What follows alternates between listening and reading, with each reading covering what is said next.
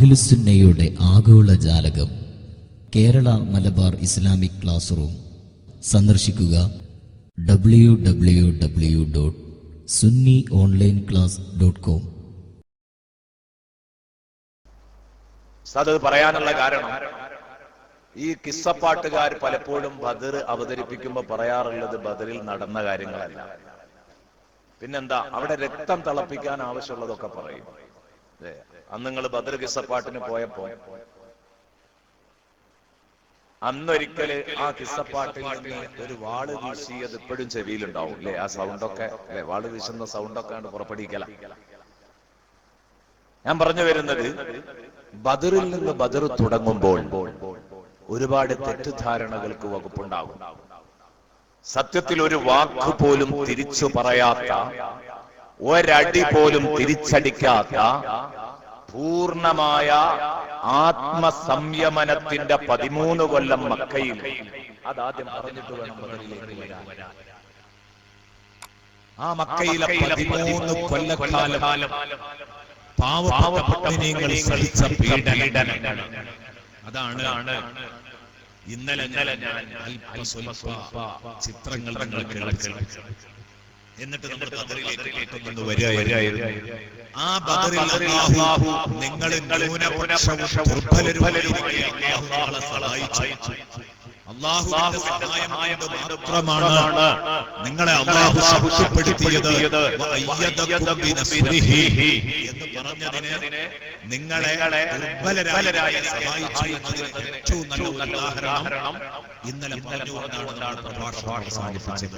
ഓർക്കുന്നുണ്ടാകും, ഏറ്റവും ദുർബലരായ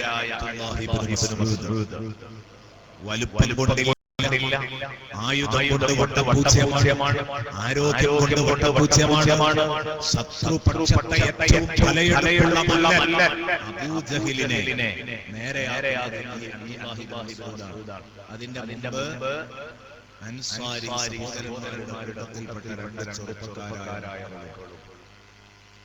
തീർത്തും ദുർബലരായ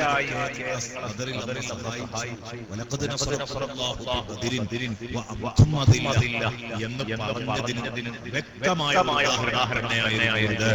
അത് സൂറത്തുൽ അലഖിന്റെ വചനങ്ങളിലൂടെ ഞാൻ നിങ്ങളെ കേൾപ്പിക്കുകയുണ്ടായി. ഇനി മക്കയിലെ 13 കൊല്ലം സഹിച്ചതിന്റെ ശേഷം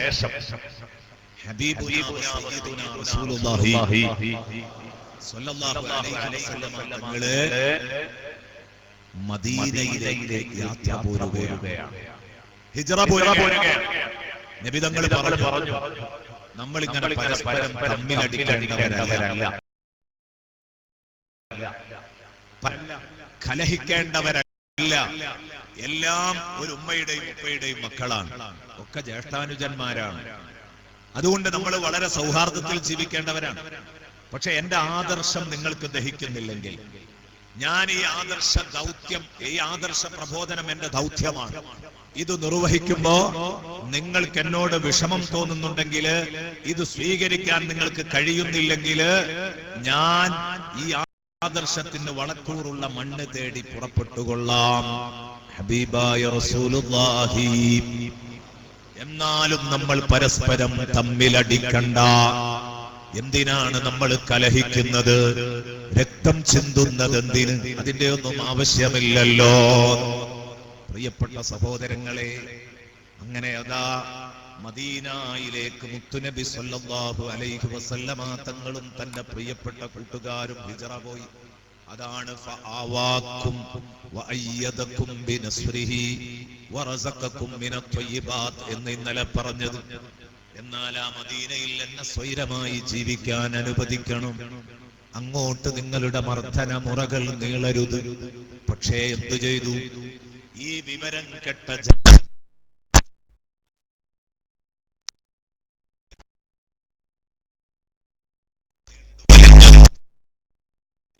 ജൂതന്മാരെ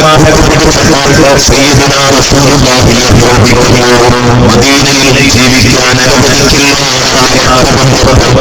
അല്ലാഹു പറഞ്ഞു, അല്ലയോ നബി തങ്ങളെ, ഇനി നിർബന്ധമായും നിങ്ങൾ ഇതാ നിങ്ങൾ പീഡിതരാണ്. ഉദിന ലില്ലദീന യുഖാതലൂൻ, നിരന്തരമായി പീഡിപ്പിക്കപ്പെടുന്ന ഒരു വിഭാഗത്തിന് ഞാനിതാ ഗത്യന്തരമില്ലാതെ പെർമിഷൻ നൽകുകയാണ്, അനുമതി നൽകുകയാണ്. നിങ്ങൾക്ക് വാളെടുക്കാനുള്ള അനുമതിയുണ്ട്. അല്ലാഹ് പറഞ്ഞു വഹും ബദഊകും അവ്വല മറ, നിങ്ങളല്ലല്ലോ, അവരുടെ ഭാഗത്തു നിന്നാണല്ലോ അക്രമം ആദ്യമായി തുടങ്ങിയത്. അതുകൊണ്ട് പകരമടിക്കാം, അതേ പ്രതികാരം ചോദിക്കാം. നിങ്ങൾക്ക് പ്രതികാരത്തിന്റെ വാളെടുപ്പ് ഞാൻ അനുവദിക്കുകയാണ്. ഇത് പറഞ്ഞുകൊണ്ട് അല്ലാഹു ജിഹാദിന് പ്രഖ്യാപനം നടത്തുകയാണ്. സയ്യിദുനാ വ ഹബീബുനാ റസൂലുള്ളാഹി നബി തങ്ങളോട് അല്ലാഹു പറഞ്ഞു, അബൂ സുഫിയാനും കൂട്ടരും ശാമിൽ നിന്ന് കച്ചവട സംഘം മടങ്ങി വരുന്നുണ്ട്. അവരുടെ കയ്യിൽ കച്ചവട സ്വത്തുണ്ട്. നിങ്ങൾ എന്ത് ചെയ്യണം?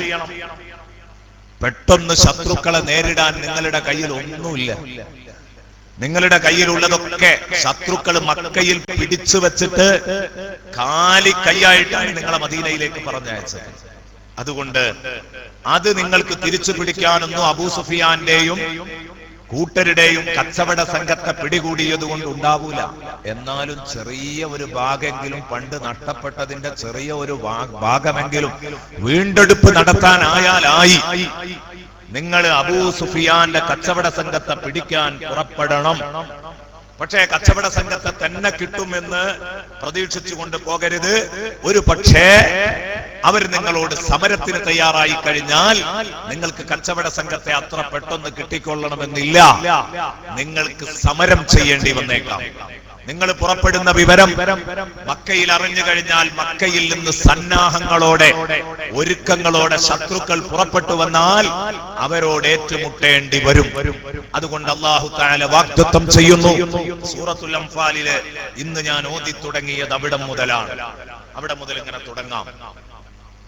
അവിടെ മുതൽ തുടങ്ങിയിട്ട് ഈ ആയത്തുകളുടെ ഒക്കെ ചെറിയ ഒരാശയങ്ങൾ പറഞ്ഞിട്ട് ഇൻഷാ അല്ലാഹ് അതുമായി ബന്ധപ്പെട്ട ചില കാര്യങ്ങൾ, ബദരീങ്ങളെ കുറിച്ച് ഇൻഷാ അല്ലാഹ് നമുക്ക് സംസാരിക്കണം. അല്ലാഹു തൗഫീഖ് നൽകട്ടെ.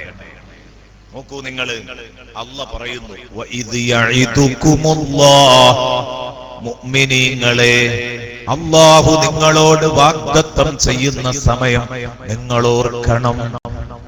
ബദർ നടന്ന സമയം നിങ്ങൾ ഓർക്കണം.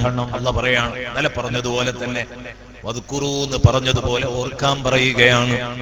വഇദ് യഈദുകുമുല്ലാഹ്, അല്ലാഹ് നിങ്ങളോട് വാഗ്ദത്തം ചെയ്ത സമയം നിങ്ങൾ ഓർക്കണം. യഹ്ദത്തായിഫതൈൻ, രണ്ടാലൊരു സംഘത്തെ, രണ്ടാലൊരു സംഘത്തെ അല്ലാഹു നിങ്ങളോട് വാഗ്ദത്തം ചെയ്ത സമയം. കച്ചവട സംഘത്തെ തന്നെ കിട്ടി സമ്പത്തുമായിട്ട് പോരാൻ കൂടിക്കൊള്ളണം എന്നില്ല. ചിലപ്പോ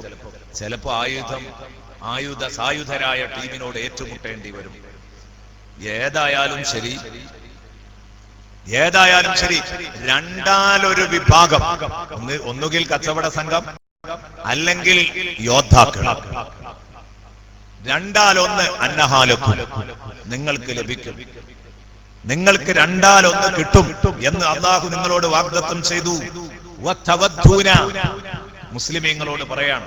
അല്ലാഹുവിന്റെ റസൂൽ ഇങ്ങനെ എല്ലാരും ഇങ്ങനെ നിർത്തിയിട്ട് ചോദിച്ചിരുന്നു, അല്ലാഹ് എനിക്ക് രണ്ടാലൊന്ന് വാഗ്ദത്തം ചെയ്തിട്ടുണ്ട്, രണ്ടായാലും അതിനനുസരിച്ച് നീങ്ങേണ്ടി വരും, എന്താ നിങ്ങളുടെ അഭിപ്രായം?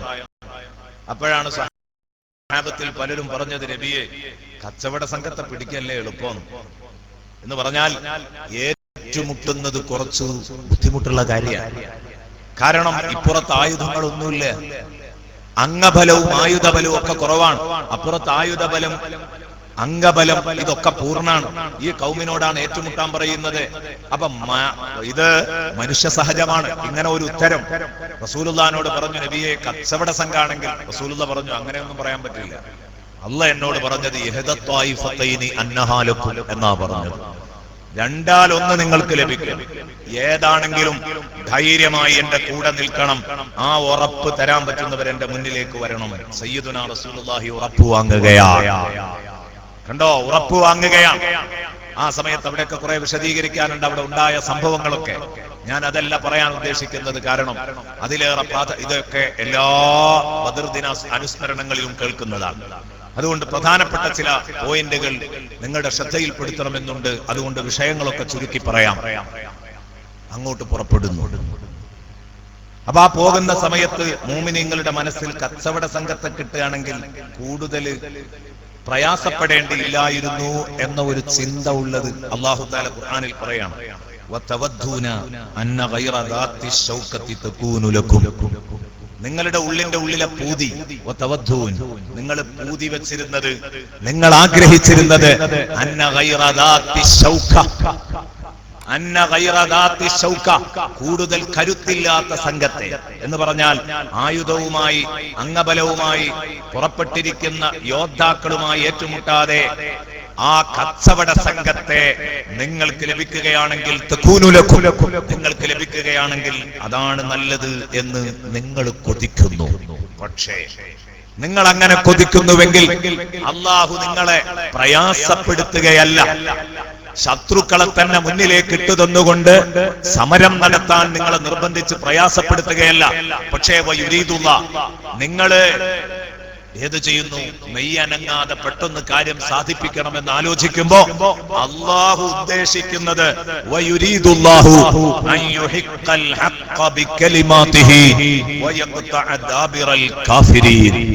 അല്ലാഹു ഉദ്ദേശിക്കുന്നത് സത്യം. അത് അല്ലാഹുവിന്റെ ആഹ്വാനങ്ങൾ വഴി ആ സത്യം സത്യമാണെന്ന് സ്ഥിരപ്പെടുത്താൻ അല്ലാഹു ഇപ്പുറത്ത് ഉദ്ദേശിക്കുന്നുണ്ട്. എന്നിട്ടോ സത്യനിഷേധികളുടെ മുരടറുക്കാൻ അല്ലാഹു ഇപ്പുറത്ത് ഉദ്ദേശിക്കുന്നുണ്ട്. അതിന് ബദർ നടന്നേ പറ്റുള്ളൂ. നിങ്ങൾ വിചാരിക്കും പോലെയല്ല, ആയുധബലമില്ലാത്ത അംഗബലമില്ലാത്ത ഈ ചെറു സംഘം ഏറ്റുമുട്ടിയിട്ട് മുഴുവനും തോൽക്കാൻ പോവുകയല്ല, ജയിച്ചടക്കാൻ പോവുകയാണ്.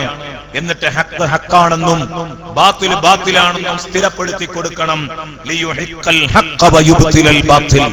സത്യം സത്യമാണെന്നും അസത്യം അസത്യമാണെന്നും ലോകത്തിന്റെ മുമ്പിൽ സ്ഥിരപ്പെടുത്തി കൊടുക്കണമെങ്കിൽ ഇങ്ങനെ ഒരു സമരക്കളം നടന്നേ പറ്റൂ.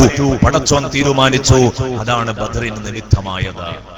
ലിയുഹിഖൽ ഹഖ വയുബ്തിലൽ ബാതില വലൗ കരിഹൽ മുജ്രിമൂൻ. ഒരു പിടി ജനങ്ങൾ, ആയുധങ്ങളില്ല, ആളുകളും കോപ്പുകളുമില്ല, അപ്പുറത്തെല്ലാം ഉണ്ട്. ഏറ്റുമുട്ടിയിട്ട് ഇവര് ജയിക്കുക എന്നുള്ളത് ശത്രുക്കൾക്ക് ആലോചിക്കാൻ പോലും കഴിയില്ല. അവർക്കത് വെറുപ്പായിരിക്കും, ശരിയാണ്. പക്ഷേ റബ്ബിന്റെ ദീൻ സത്യമാണെന്ന് ലോകത്തിന്റെ മുമ്പിൽ തെളിയിക്കണമെന്നുണ്ടായിരുന്നു. അതാണ് ബദർ കൊണ്ട് അല്ലാഹു ഉദ്ദേശിച്ചത്. ആ ബദറിലേക്ക് അല്ലാഹു നിങ്ങളെ എത്തിക്കുകയായിരുന്നു. അപ്പോഴാണ് മക്കത്ത് അബൂജഹലും ടീമും അറിഞ്ഞത് നമ്മുടെ കച്ചവട സംഘത്തെ പിടിക്കാൻ മുഹമ്മദും പാർട്ടിയും പുറപ്പെട്ടിട്ടുണ്ട്. ഒരുങ്ങി പുറപ്പെട്ടു. ബദറിൽ വന്ന് താവളമടിക്കുന്നു. അതാ ഇവര് വന്ന അബൂ സുഫിയാനും ടീമും തീരപ്രദേശത്തുകൂടെ വഴിമാറി പോവുകയും ചെയ്തു. മക്കയിലേക്ക് അവരുടെ സ്വത്തിന്റെ സംരക്ഷണത്തിന് വേണ്ടി വഴിമാറി സഞ്ചരിച്ചു.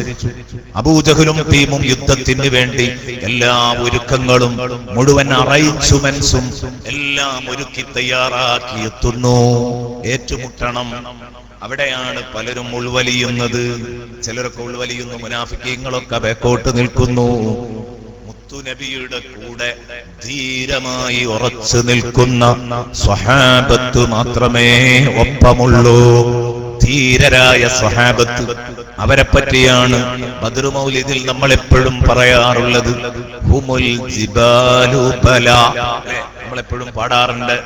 ഹുമുർ റിജാലു ബല, ഹുമുൽ ജിബാലു ബല. അവരെ പറ്റി അവർ പർവ്വതങ്ങളാണ്, മലയുടെ കരുത്താണ്. മലയെപ്പോലെ കരുത്തുള്ള ആൺകുട്ടികളായിരുന്നു അവർ എന്ന് സാധാരണ നമ്മൾ ബദർ മൗലിദിൽ നമ്മൾ ചൊല്ലാറുണ്ട്. ബഹുമാനപ്പെട്ട ശൈഖ് അബ്ദുൽ അസീസ് തങ്ങൾ വളപ്പിൽ നമ്മെ ചൊല്ലാൻ വേണ്ടി പഠിപ്പിച്ചു. ആ ആൺകുട്ടികൾ അതാ സമരക്കളത്തിലേക്ക് ഇറങ്ങി പുറപ്പെടുകയാണ്. ആ സമയത്ത് മുസ്ലിമീങ്ങൾ വല്ലാതെ ബേജാറാകുന്നു. വലിയൊരു സൈന്യത്തോടല്ലേ ഏറ്റുമുട്ടുന്നത്. ഇസ്തഗീഥൂന റബ്ബക്കും, ആ സമയത്ത് നിങ്ങൾ നിങ്ങളുടെ രക്ഷിതാവിനോട് സഹായം തേടിക്കൊണ്ടിരിക്കുകയായിരുന്നു. ബദറിൽ ഏറ്റുമുട്ടുമ്പോൾ ഹബീബായ റസൂലുള്ളാഹി സ്വല്ലല്ലാഹു അലൈഹി വസല്ലമ തങ്ങളെ പന്തലിനുള്ളിലിരുത്തി ലീഡർ എന്ന നിലക്ക് റസൂലുള്ളാഹിനെ അരീഷു ബദറിലെ പന്തലിലിരുത്തി. അള്ളാഹുവിന്റെ ഹബീബിന് വല്ലതും സംഭവിച്ചു കഴിഞ്ഞാൽ പിന്നെ നമ്മുടെ മൊത്തം കഥ കഴിഞ്ഞില്ലേ. നബി സല്ലല്ലാഹു അലൈഹി വസല്ലം പന്തലിലിരിക്കട്ടെ. അവർ പന്തലിലിരുത്തി. നബി തങ്ങളുടെ നേതൃത്വത്തിൽ സമരം നടക്കുന്നു. അള്ളാഹുവിന്റെ റസൂലിന്റെ ആഹ്വാനങ്ങൾ പാലിക്കപ്പെടുന്നു. എന്നാൽ അതിനിടെ പന്തലിൽ നിന്ന് ഇടയ്ക്കിടെ വാളുമായി മുത്തുനബി അതാ സമരരംഗത്തേക്ക് ഇറങ്ങി വന്നുകൊണ്ട് പറയുന്നു, അനാ നബിയു ലാ കദിബു അനബ്നു അബ്ദിൽ മുത്തലിബ്, ഞാൻ സത്യസന്ധനായ പ്രവാചകനാണ്. ഈ പറയുന്നത് കളവല്ല. ഞാൻ വാപ്പാക്ക് പറന്നവനാണ്. അനബ്നു അബ്ദിൽ മുത്തലിബ്, ഞാൻ അബ്ദുൽ മുത്തലിബിന്റെ മോനാണ്. ഞാനൊരു ധൈര്യമുള്ള വാപ്പാന്റെ മോനാണ് എന്ന് പറഞ്ഞിട്ട് സയ്യിദുനാ റസൂലുള്ളാഹി സ്വല്ലല്ലാഹു അലൈഹി വസല്ലം ഇടയ്ക്കിടെ രംഗപ്രവേശം ചെയ്യും. അതാ സ്വഹാബത്ത് ഉറച്ചു നിന്നുകൊണ്ട് സമരം നടത്തുന്നു. ഏറ്റവും കൂടുതൽ പ്രൊട്ടക്ഷൻ വേണ്ടത് നബിയുടെ ഭാഗത്താണ്. അതുകൊണ്ട് തന്നെ അവിടെ ആര് നിൽക്കണം എന്ന തീരുമാനം വരുമ്പോ ആ പന്തലിൽ രണ്ടാമത്തെ ഒരു കൂട്ടുകാരനുണ്ടെങ്കിൽ അത് ബഹുമാനപ്പെട്ട അബൂബക്കറിന് സിദ്ദീഖ് റളിയല്ലാഹു അൻഹുവാണ്. അബൂബക്കർ സിദ്ദീഖ് റളിയല്ലാഹു അൻഹുവിന്റെ മഹത്വം കിതാബുകളിൽ രേഖപ്പെടുത്തുന്നു. അബൂബക്കർ സിദ്ദീഖ് റളിയല്ലാഹു അൻഹുവിന്റെ മഹത്വം എന്താണ്? ആ അബൂബക്കറിനെ കുറിച്ച് കിതാബുകളിൽ പറയുന്നത് നമുക്ക് വായിക്കാൻ കഴിയും. ബഹുമാനപ്പെട്ട അബൂബക്കർ റളിയല്ലാഹു അൻഹു സയ്യിദുനാ റസൂലുള്ളാഹി തങ്ങളുടെ രണ്ടാമനാണ്. എവിടെ രണ്ടാമൻ? എല്ലായിടത്തും തിരുനബിയുടെ രണ്ടാമനാണ്. എല്ലാ സ്ഥലത്തും സഈദ് ഇബ്നുൽ മുസയ്യബ് റളിയല്ലാഹു അൻഹു പറയുകയാണ്, കാന അബൂബക്കറിൻ റളിയല്ലാഹു അൻഹു മകാനൽ വസീർ മിൻ റസൂലില്ലാഹി സ്വല്ലല്ലാഹു അലൈഹി വസല്ലം. തിരുനബി തങ്ങളുടെ പ്രൈവറ്റ് സെക്രട്ടറി ആയിരുന്നു. ആര്? അബൂബക്കർ റളിയല്ലാഹു അൻഹു. ഫകാന യുശാവിറുഹു ഫി ജമീഇ ഉമൂരിഹി. ബഹുമാനപ്പെട്ട സിദ്ദീഖ് റളിയല്ലാഹു അൻഹുവിനോട് കൂടിയാലോചിക്കാതെ ഒരു കാര്യങ്ങളും ഹബീബ് ചെയ്യൂലായിരുന്നു. എന്നിട്ട് പറഞ്ഞു, വകാന സാനിയഹു ഫിൽ ഇസ്ലാം. ഇസ്ലാമിൽ നബി സല്ലല്ലാഹു അലൈഹി വസല്ലം കഴിഞ്ഞാൽ അടുത്ത തന്റെ പാർട്ടി പ്രവർത്തകൻ. ഇന്നലെ ഞാൻ പറഞ്ഞു ഖദീജ ബീവിയെ എന്തുകൊണ്ട് മാറ്റി നിർത്തി എന്ന്. ഇന്നലെ മറുപടി പറഞ്ഞു.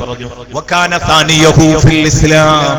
ഇസ്ലാമിൽ റസൂലുള്ള കഴിഞ്ഞാൽ രണ്ടാമത്തെ മെമ്പർ പുരുഷന്മാരുടെ കൂട്ടത്തിൽ നിന്ന് അത് അബൂബക്കറിന് സിദ്ദീഖാണ്. ഒന്നാമത്തെ പാർട്ടി പ്രവർത്തകൻ റസൂലുള്ളാഹിയുടെ ഒപ്പം നിന്ന കൂട്ടുകാരൻ അബൂബക്കറിന് സിദ്ദീഖാണ്. വസാനിയഹു ഫിൽ ഗാർ.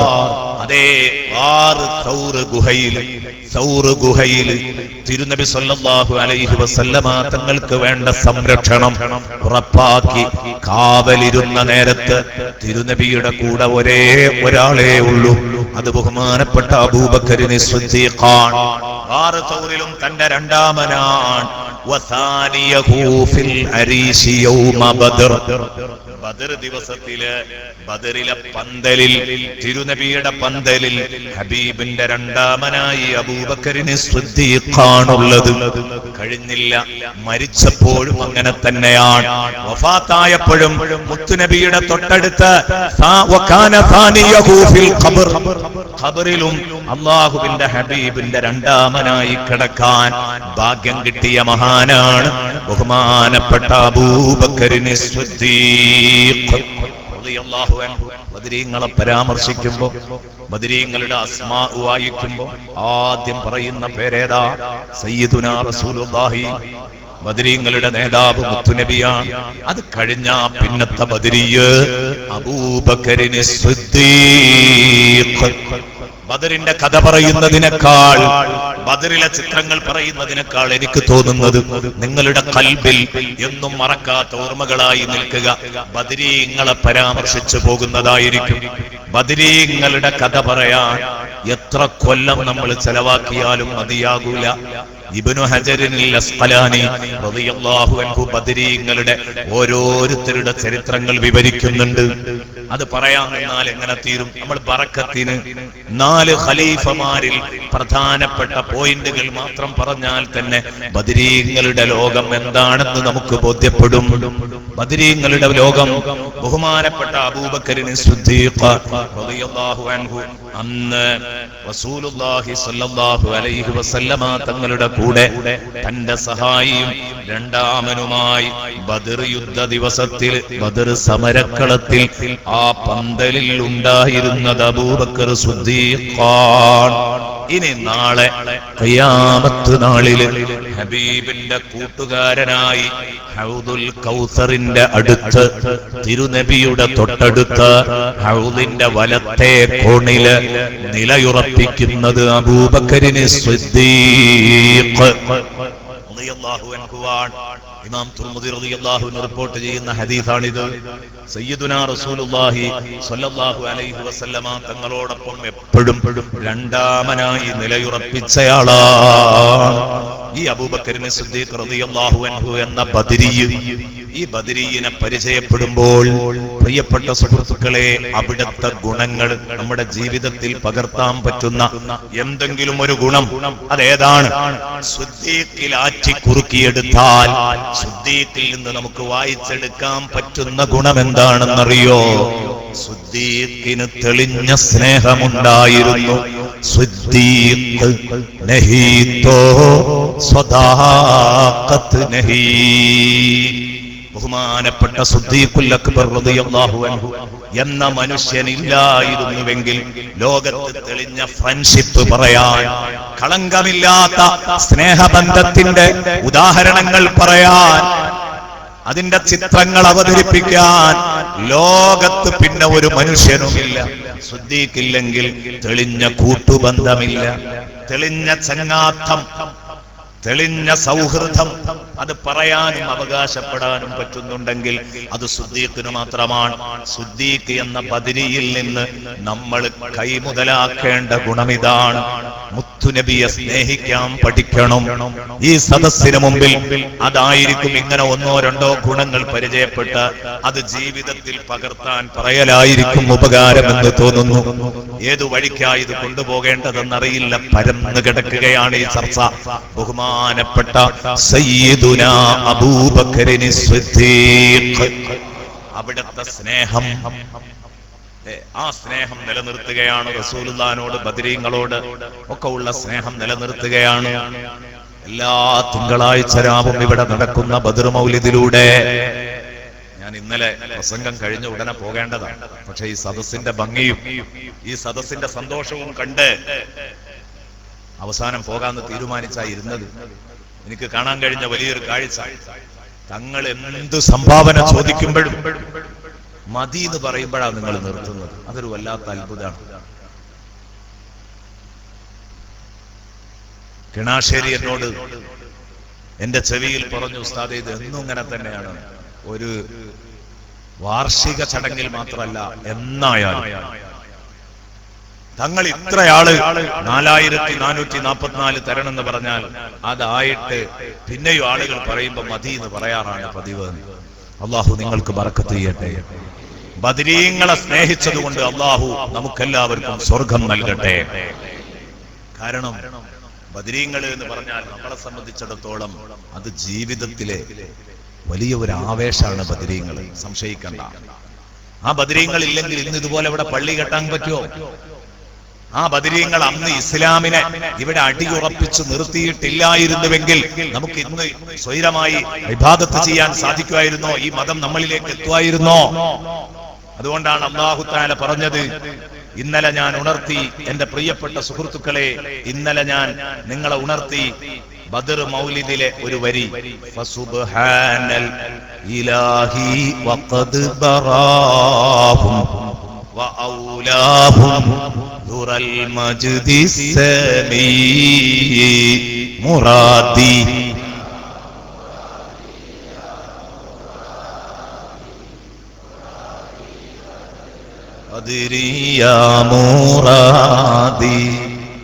നിങ്ങൾ ശൈഖ് അബ്ദുൽ അസീസ് തങ്ങള് മഹാനവറുകൾ ബദർ മൗലിദ് ഉണ്ടാക്കുമ്പോൾ പറഞ്ഞ ആ വരിയുടെ ഭംഗി ഇന്നലെ ഞാൻ സൂചിപ്പിച്ചതാണ്.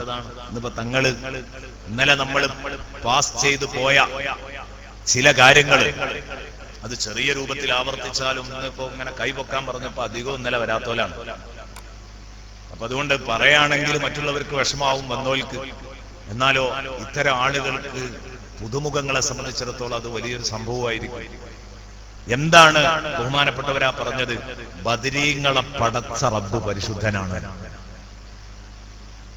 ബദരീങ്ങളെ പടച്ച റബ്ബ് പരിശുദ്ധനാണ്. സുബ്ഹാനല്ലാഹ്, ഇലാഹായ റബ്ബ് പരിശുദ്ധനാണ്. വഖദ് ബറഅഹും, ബൈത്തിന് വേണ്ടി വഖദ് ബറാഹും എന്ന് പറയാം. ചിലപ്പോ കേടിൽ വഖദ് യറാഹും എന്നൊക്കെ ഉണ്ടാകും. വഖദ് ബറാഹും എന്നാണ് ശരിക്കും വേണ്ടത്. വഖദ് ബറാഹും, അവരെ സൃഷ്ടിച്ച റബ്ബ് പരിശുദ്ധനാണ്. ബദരീങ്ങൾ ഉണ്ടാക്കിയ റബ്ബ് പരിശുദ്ധനാണ്. ഫസുബ്ഹാനൽ ഇലാഹി വഖദ് ബറാഹും വഔലാഹും ദുറൽ മജ്ദി സമീ. അറ്റങ്ങളില്ലാത്ത ഔന്നത്യത്തിന്റെ അതാ എല്ലാ ഉത്തുംഗതകളും പ്രാപിച്ചിരിക്കുന്ന ബദരീങ്ങള് ഔലാഹും അവർക്ക് അല്ലാഹു കൊടുത്തു ദുറൽ മജ്ദി സമീ, ഉന്നതമായ വളർമ്മയുടെ കൊടുമുടികൾ അല്ലാഹു നൽകിയിട്ടുണ്ട് അവർക്ക്. ഔലാഹും ദുറൽ മജ്ദി സമീ, ആ റബ്ബ് പരിശുദ്ധനാണ്. അപ്പൊ ബദരീങ്ങളെ പടച്ചു എന്നുള്ളത് അള്ളാഹുവിന്റെ വലിയ ഒരു പരിശുദ്ധിയായി പരിചയപ്പെടുത്തുകയാണ്. എത്രയാണ് ബദരീങ്ങളുടെ മഹത്വം! ഇതിൽ നിന്ന് നമുക്ക് അത് വായിച്ചെടുക്കാൻ കഴിയും. ബദരീങ്ങളെ മനസ്സിലാക്കാൻ പറ്റും. അതാ ഞാൻ പറഞ്ഞത്, ഈ ബദരീങ്ങളില് ബഹുമാനപ്പെട്ട സിദ്ദീഖ് റളിയല്ലാഹു അൻഹു എന്ന ബദരി, ആ ബദരീനെ പരിചയപ്പെടുമ്പോ സിദ്ദീഖിൽ നിന്ന് വായിച്ചെടുക്കാൻ പറ്റുന്ന ഗുണങ്ങൾ എന്തൊക്കെയാണ്? സിദ്ദീഖിൽ നിന്ന് നമുക്ക് നമ്മുടെ ജീവിതത്തിൽ പകർത്താൻ പറ്റുന്ന ഗുണങ്ങൾ എന്തൊക്കെയാണ്? ലോകത്ത് ഇസ്ലാമില് എന്തൊക്കെ മൂല്യങ്ങൾ നിങ്ങൾക്ക് പകർത്താൻ പറ്റിയത് വായിക്കാൻ പറ്റുമോ അത് മുഴുവനും സിദ്ദീഖിലുണ്ട്. എല്ലാം സിദ്ദീഖ് റളിയല്ലാഹു അൻഹുവിലുണ്ട്. ഈമാന്റെ വിഷയത്തിൽ സിദ്ദീഖ് നമ്പർ 1 ആണ്. അമലിന്റെ വിഷയത്തിൽ സിദ്ദീഖ് നമ്പർ 1 ആണ്. ധീരതയുടെ വിഷയത്തിൽ സിദ്ദീഖ് നമ്പർ 1 ആണ്. സംശയിക്കണ്ട, ഇതിനൊക്കെ ഉദാഹരണം പറയാനുണ്ട്. ധീരതയുടെ വിഷയത്തിൽ നമ്മൾ പലപ്പോഴും പറയും ഉമർ റളിയല്ലാഹു അൻഹു ആണ് വലിയ ധീരൻ. ആണ്, സംശയമൊന്നുമില്ല, ഉമർ വലിയ ധീരനാണ്, യാതൊരു സംശയമില്ല. ഉമർ റളിയല്ലാഹു അൻഹു ഇസ്ലാമിലേക്ക് വന്നതോടുകൂടെ ഇസ്ലാമിന് ശക്തി കിട്ടിയിട്ടുണ്ട്. 40ാമത്തെ വ്യക്തിയായിട്ടാണ് സയ്യിദുനാ ഉമർ ഇബ്നുൽ ഖത്താബ് ഇസ്ലാമിലേക്ക് കടന്നു വന്നത്. 39 ആളാണ് അന്ന് ഇസ്ലാമിലുള്ളത്. 40ാമത്തെ മെമ്പർഷിപ്പാണ് ഉമർ ഇബ്നുൽ ഖത്താബ് റളിയല്ലാഹു അൻഹു. അദ്ദേഹം വന്നതോടുകൂടെ ഒന്നും കൂടെ ജോറായിട്ടുണ്ട്, കരുത്ത് കിട്ടിയിട്ടുണ്ട് ഇസ്ലാമിന്.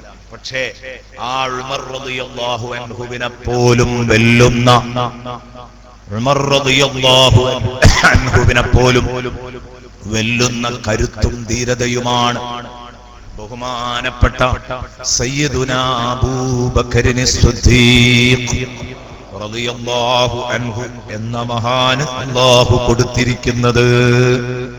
തീർച്ചയാണ് റസൂലുള്ളാഹി സ്വല്ലല്ലാഹു അലൈഹി വസല്ലം വഫാത്തായി.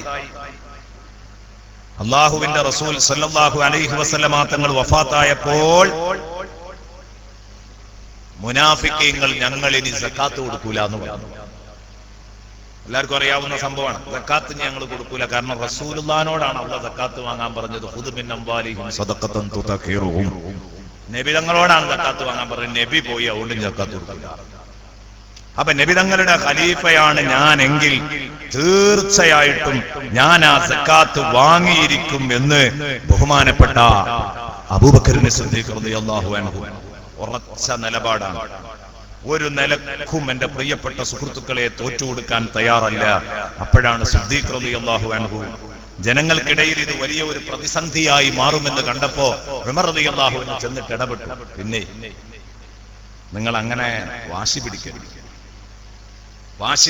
കാരണം ഇസ്ലാമിന്റെ കെട്ടുറപ്പ് നശിപ്പിക്കാൻ പാടില്ല.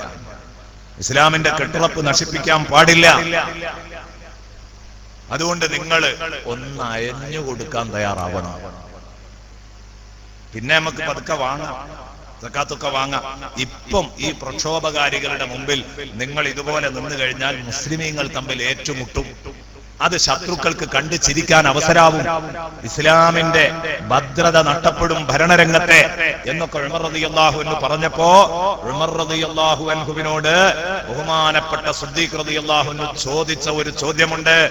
ജാഹിലിയ കാലത്ത് പുലിയായി നിന്നിരുന്നവൻ മുസ്ലിമായപ്പോൾ ഭീരുവാകുകയാണോ ഉമറേ എന്ന് ബഹുമാനപ്പെട്ട സിദ്ദീഖ് റളിയല്ലാഹു അൻഹു ചോദിച്ചു. ജാഹിലിയ കാലത്ത് നിങ്ങൾക്ക് എന്തൊരു ധൈര്യമായിരുന്നു, ഇപ്പൊ മുസ്ലിമായപ്പം ഭീരുവാകുകയാണോ, പേടിത്തൊണ്ടനാകുകയാണോ? എന്നെ കിട്ടൂല. നിങ്ങൾക്കൊരു കാര്യം കേൾക്കണോ? സക്കാത്ത് തന്നില്ലെങ്കിൽ എന്നല്ല, സക്കാത്തിന്റെ ഒട്ടകത്തെ തന്നില്ലെങ്കിൽ എന്നല്ല, വല്ലാഹി ലൗ മനഊനി ഖാല, അല്ലാഹുവാണ് സത്യം. റസൂലുള്ളാഹി സ്വല്ലല്ലാഹു അലൈഹി വസല്ലമ തങ്ങളുടെ കാലഘട്ടത്തിൽ അവർ നൽകാറുണ്ടായിരുന്ന ഒട്ടകത്തിന്റെ സക്കാത്തിന്റെ ഒട്ടകത്തെ നൽകുമ്പോൾ അവർ നൽകാറുണ്ടായിരുന്ന ആ കുറ്റിക്കയറില്ലേ, നമ്മളൊരു മൃഗത്തെയൊക്കെ വിൽക്കുമ്പോ അതിന്റെ കുറ്റിക്കയറൊപ്പം കൊടുക്കും, കൊണ്ടുപോകാനുള്ള ഒരു കുറ്റിക്കയർ. അത് പഴയ കാലത്തൊക്കെ മൃഗങ്ങളുടെ കച്ചവടം നടത്തിയ ആളുകൾക്കറിയാം. ആടിനെ വിൽക്കുകയാണെങ്കിൽ പോലും ഒരു കുറ്റിക്കയർ, ആ കുറ്റിക്കയർ ഒപ്പം കൊടുക്കും, അതിട്ട് കൊണ്ടുപോകാൻ, ആ കയറ് പിടിച്ച് കൊണ്ടുപോകാൻ.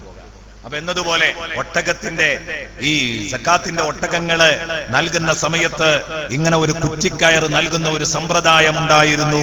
അതുകൊണ്ട് തന്നെ ആ കുറ്റിക്കയറ് ഒട്ടകത്തെ തന്നിട്ട് കുറ്റിക്കയർ തരൂല, ഇത് സക്കാത്തിന്റെ ഭാഗമല്ല എന്നവർ പറഞ്ഞാൽ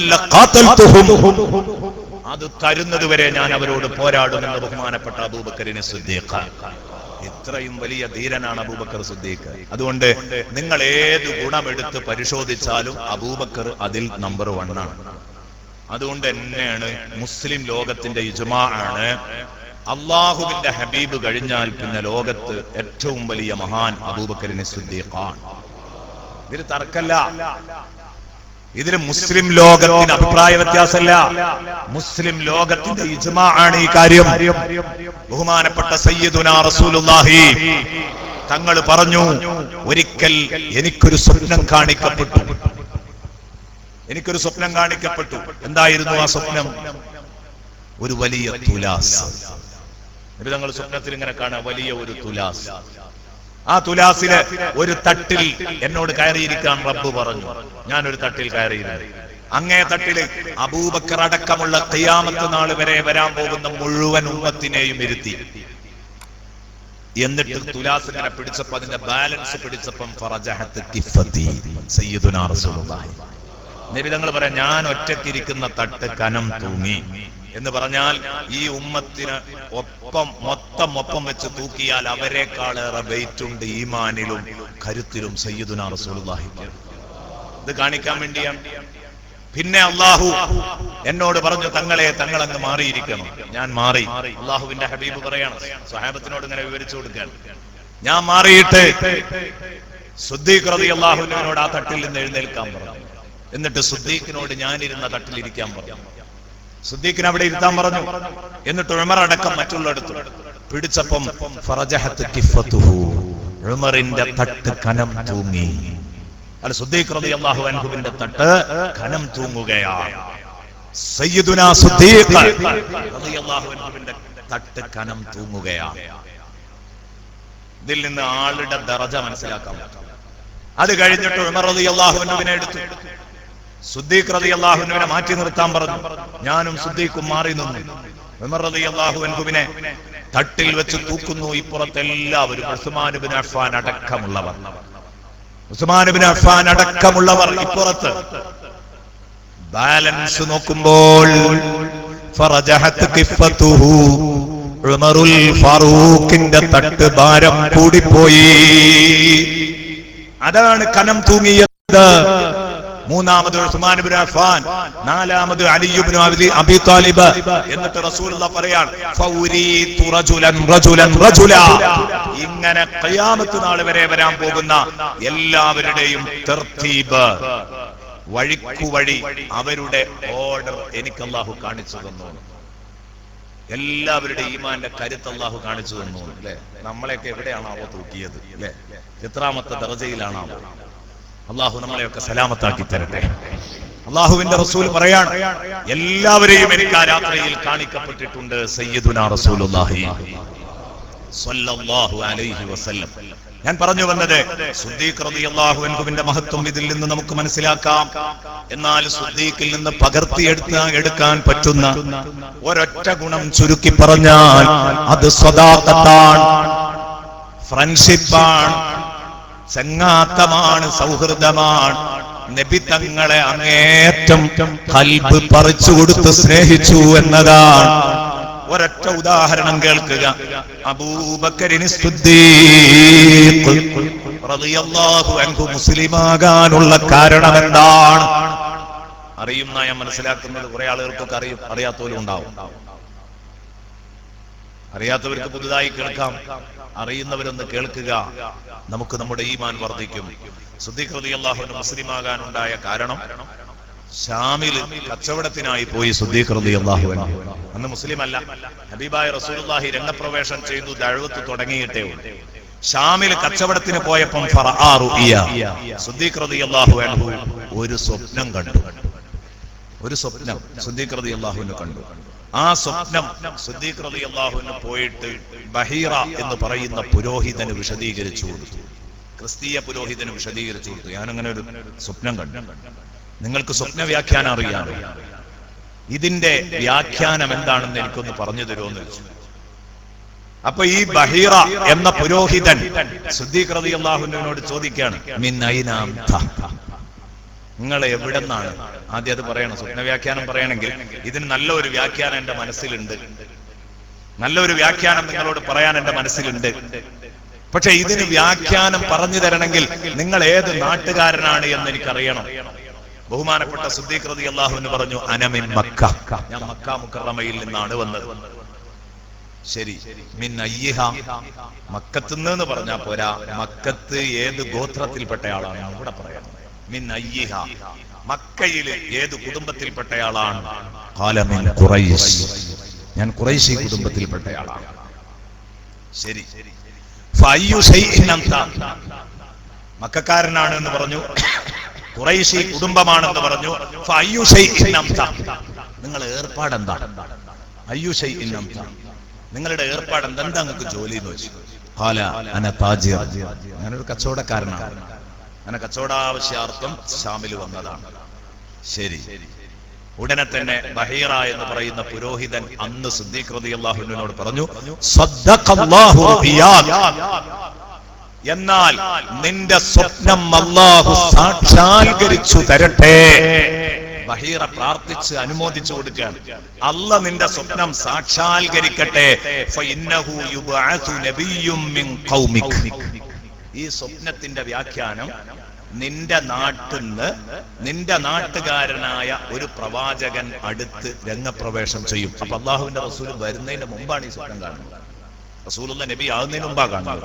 ഫഇന്നഹു യുബഅതു നബിയ്യും മിൻ ഖൗമിക, നിന്റെ നാട്ടുകാരുടെ കൂട്ടത്തിൽ നിന്നൊരു നബി വരാൻ പോകുന്നുണ്ട്.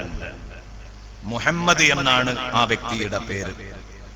ആ വ്യക്തിയുടെ ജീവിതകാലത്ത് ആ വ്യക്തിയുടെ പ്രൈവറ്റ് സെക്രട്ടറി ആയിട്ടും മരണാനന്തരം ആ വ്യക്തിയുടെ ഖലീഫയായിട്ടും നിങ്ങൾ ചുമതല നിർവഹിക്കും. തകൂനു വസീറഹു ഫീ ഹയാതിഹി വഖലീഫതഹു ബഅദ മൗതിഹി.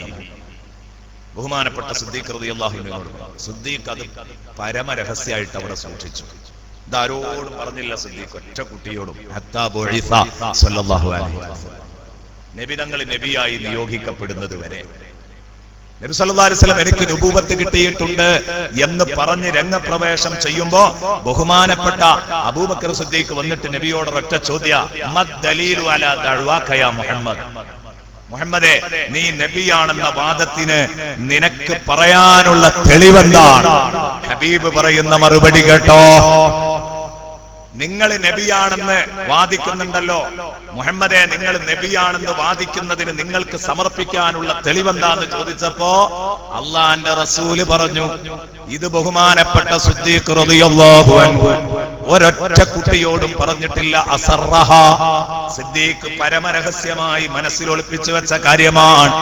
മുത്തുനബി ഉടനെ തന്നെ പറഞ്ഞു, അർറുഇയല്ലതീ റഅയ്ത ബിശ്ശാം, അന്ന് ഷാമിൽ നിന്ന് നീ കണ്ട സ്വപ്നം തന്നെയാണ് ഞാൻ നബിയാണെന്നതിന്റെ ഏറ്റവും വലിയ തെളിവ് സയ്യിദുനാ റസൂലുള്ളാഹി. ഇനി എന്തിനാ തെളിവ്? ഇനി എന്തിനാ കൂടുതൽ വർത്താനം പറയുന്നത്? ഫഅനഖഹു വഖബ്ബല ബൈന ഐനൈഹി വഖാല അശ്ഹദു അന്നക റസൂലുള്ളാഹ്. ബഹുമാനപ്പെട്ട സിദ്ദീഖ് റളിയല്ലാഹു അൻഹു കെട്ടി അങ്ങ് പിടിച്ചു റസൂലുള്ളാഹിനെ. രണ്ട് കണ്ണുകൾക്കിടയിൽ നെറ്റിത്തടത്തിൽ ഉമ്മ വെച്ചുകൊണ്ട് പറഞ്ഞു, അശ്ഹദു അന്നക റസൂലുള്ളാഹ്, നിങ്ങൾ അല്ലാഹുവിന്റെ റസൂലാണെന്ന് ഞാൻ സാക്ഷ്യം വഹിക്കുന്നു, തങ്ങളെ മനസ്സിൽ ഉറപ്പിച്ച് നാവുകൊണ്ട് വ്യക്തമായി പ്രഖ്യാപിക്കുന്നു. സുബുലുൽ ഹുദാ വർ-റഷാദ് എന്ന ഗ്രന്ഥത്തിൽ ബഹുമാനപ്പെട്ട സിദ്ദീഖ് റളിയല്ലാഹു അൻഹു മുസ്ലിമായി കഥ വിവരിച്ചത് കാണാം. നോക്കൂ നിങ്ങൾ, ഇങ്ങനെയാണ് ബഹുമാനപ്പെട്ട അബൂബക്കർ സിദ്ദീഖ് റളിയല്ലാഹു അൻഹു മുസ്ലിമാകുന്നത്. അന്ന് മുതൽ തുടങ്ങിയ രണ്ടാമത്തെ, താൻ കഴിഞ്ഞാൽ രണ്ടാമത്തെ പാർട്ടി പ്രവർത്തകനായി തന്റെ കൂടെ കൂടിയ ഈ അബൂബക്കർ സിദ്ദീഖ് റളിയല്ലാഹു അൻഹു നബി തങ്ങളെ സ്നേഹിച്ചതിന്റെ ആഴം നിങ്ങൾക്ക് കേൾക്കണോ? ഓരോരുത്തർ ഇങ്ങനെ ഇസ്ലാമിലേക്ക് വന്നു. അലി ഇബ്നു അബീ താലിബ് വന്നു, സയ്യിദ് ഇബ്നു ഹാരിസ വന്നു, അങ്ങനെ പലരുമായി. ബഹുമാനപ്പെട്ട ആയിഷ ബീവി പറയുകയാണ്, ലമ്മ ജതമഅ സ്വഹാബുൻ നബി സ്വല്ലല്ലാഹു അലൈഹി വസല്ലം വകാനൂ സമാനിയ, 8 പേര് മെമ്പർമാരായിട്ട് പരിശുദ്ധ ദീനുൽ ഇസ്ലാമിൽ വന്നപ്പോൾ, 8 പേര് മെമ്പർമാരായിട്ട് ഇസ്ലാമിലേക്ക് കടന്നു വന്നപ്പോൾ, 8 ആൾ ഇസ്ലാമിലായപ്പോൾ ബഹുമാനപ്പെട്ട സിദ്ദീഖ് റളിയല്ലാഹു അൻഹു സയ്യിദുനാ റസൂലുള്ളാഹി സ്വല്ലല്ലാഹു അലൈഹി വസല്ലമ തങ്ങളോടൊരു ചോദ്യം ചോദിക്കുകയാണ്. എന്താ നബി തങ്ങളോട് ചോദിച്ചത്? എന്തിനാ നബിയെ ഇങ്ങനെ പേടിച്ച് അരണ്ട് നമ്മൾ വളരെ രഹസ്യമായി പ്രബോധനം ചെയ്യുന്നത്? എന്താ നമുക്ക് ഒന്ന് പരസ്യമായി ഇസ്ലാം അങ്ങ് പ്രബോധനം ചെയ്തൂടെ? ഇസ്ലാമിന്റെ പ്രബോധനം പരസ്യമായി നമുക്ക് നിർവഹിച്ചൂടെ? അതിന് എതിർപ്പുണ്ടോ? യാ റസൂലല്ലാഹ്, അല്ലാഹുവിന്റെ റസൂല് പറഞ്ഞു, അബൂബക്കറെ, യാ അബൂബക്കർ ഇന്നാ ഖലീൽ, അബൂബക്കറെ കുറച്ച് ആൾക്കാരല്ലേ ഉള്ളൂ, കുറച്ചും കൂടെ കഴിഞ്ഞോട്ടെ. അബൂബക്കർ വിട്ടില്ല. ഫലം നസൽ യുലിഹു, അബൂബക്കർ ഇങ്ങനെ ഒപ്പം കൂടും. എപ്പോഴും പറയും, നബിയെ ഇനി നമുക്ക് പുറത്തേക്ക് ഇറങ്ങാം, ഈ 4 കെട്ടിനുള്ളിൽ നമ്മൾ ഒതുങ്ങി നിൽക്കണ്ട, നമ്മൾ പുറത്തേക്ക് ഇറങ്ങാം. എന്തിനാണ് ദാറുൽ അർഖമിൽ ഇങ്ങനെ കൂടിയിട്ട് ഇവിടെ തന്നെ ഈ വീട്ടിൽ തന്നെ കൂടണോ? നമ്മൾ ഇറങ്ങല്ലേ പുറത്തോട്ട്?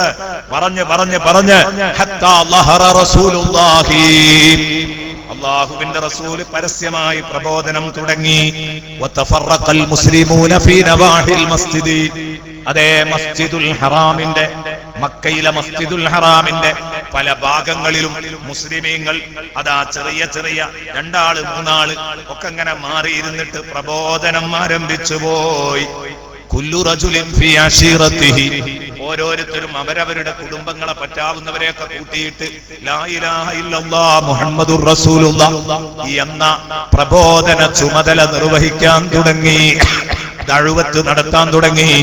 അബൂബക്കർ റളിയല്ലാഹു അൻഹു തന്റെ കുടുംബത്തെ വിളിച്ചു വരുത്തിയിട്ട് ആ കുടുംബത്തിന്റെ മുമ്പിൽ അബൂബക്കർ എഴുന്നേറ്റ് നിന്നിട്ട് ഖുതുബ നിർവഹിക്കുന്നു, പ്രസംഗിച്ചുകൊണ്ടിരിക്കുന്നു, പ്രസംഗിക്കുകയാണ്, ദഅവ പ്രഭാഷണം നടത്തിക്കൊണ്ടിരിക്കുമ്പോൾ ബഹുമാനപ്പെട്ട റസൂലുള്ളാഹി മസ്ജിദുൽ ഹറാമിൽ തന്നെ ഇരുന്നു കൊണ്ട് ഇത് കാണുന്നുണ്ട്. അപ്പോഴാണ് മുത്തുനബി തങ്ങളെ നിങ്ങൾ അംഗീകരിക്കണം, ലാ ഇലാഹ ഇല്ലല്ലാഹയുടെ യുക്തിഭദ്രത, തൗഹീദിന്റെ യുക്തിഭദ്രതയും ശിർക്കിന്റെ യുക്തിരാഹിത്യവും ആ സമൂഹത്തിന്റെ മുമ്പിൽ ക്ലാസ് എടുക്കുന്നു ബഹുമാനപ്പെട്ട അബൂബക്കറിന് സിദ്ദീഖ്. ഫസാറൽ മുശ്രികൂന അലാ അബീബക്കർ, മുശ്രിക്കീങ്ങൾ അബൂബക്കർ സിദ്ദീഖ് റളിയല്ലാഹു അൻഹുവിന്റെ മേൽ ചാടി വീണു. ചാടി വീണു എന്നല്ല, പാവപ്പെട്ട മുസ്ലിമീങ്ങൾ പലരും ഉണ്ട്, ഇങ്ങനെ ഗാങ്ങായിട്ട് ഇങ്ങനെ പ്രബോധനം നടത്തുകയാണ്. പറ്റാവുന്നവരങ്ങനെ വിളിച്ചു കൂട്ടിയിട്ട് ഓരോരുത്തരും അവരുടെ മുമ്പിൽ കിട്ടിയവർക്ക് ഇങ്ങനെ ദഅവത്ത് നടത്തുകയാണ്. ആരൊക്കെയാണ് മസ്ജിദുൽ ഹറാമിൽ കയറിയിട്ട് ഈ വേണ്ടാത്തരം ചെയ്യുന്നത് എന്ന് ചോദിച്ചിട്ട് അവര് ഫദുരിബൂ, ഈ പാവപ്പെട്ട മുസ്ലിമീങ്ങളെ തല്ലിച്ചതക്കുന്നു. ഫീ നവാഹിൽ മസ്ജിദി, മസ്ജിദുൽ ഹറാമിന്റെ മൂലകളിലിട്ട് എല്ലാവരും അതാ ഈ മുഅ്മിനീങ്ങളെ, പാവപ്പെട്ട മുഅ്മിനീങ്ങളെ തല്ലിച്ചതക്കുകയാണ്. ഹത്താ ദുരിബൂ ഫീ നവാഹിൽ മസ്ജിദി ളർബൻ ശദീദ, തല്ലിച്ചതച്ചു പള്ളിയുടെ മൂലയിലിട്ട്. ആ കൂട്ടത്തിൽ ബഹുമാനപ്പെട്ട അബൂബക്കറിനെ സിദ്ദീഖ് റളിയല്ലാഹു അൻഹു ബഹുമാനപ്പെട്ടവരെയും അടിച്ചു എന്നല്ല, അബൂബക്കർ സിദ്ദീഖ് റളിയല്ലാഹു അൻഹുവിന് കിട്ടിയ അടിയുടെ കടുപ്പം തമ്മാടിയായ ഉത്ബത്ത് ഇബ്നു റബീഅ ലഅനത്തുല്ലാഹി അലൈഹി, ഉത്ബത്ത് വന്നിട്ട് ചെരുപ്പൂരിയിട്ട് ബഹുമാനപ്പെട്ട അബൂബക്കർ റളിയല്ലാഹു അൻഹുവിന്റെ മുഖത്താണ്ട് അടിച്ചു. ചെരുപ്പൂരിയിട്ട് അടിച്ചിട്ട് മുഖത്തിന്റെ മൂക്കിന്റെ പാലമങ്ങ് പൊട്ടിയിട്ട് മൂക്കങ്ങ് പരന്നുപോയി. ചരിത്രം പറയുന്നു എത്രത്തോളം മൂക്കേത് മുഖമേതെന്നറിയാത്ത മട്ടിൽ മൂക്ക് അടിച്ച് പരത്തിപ്പോയി.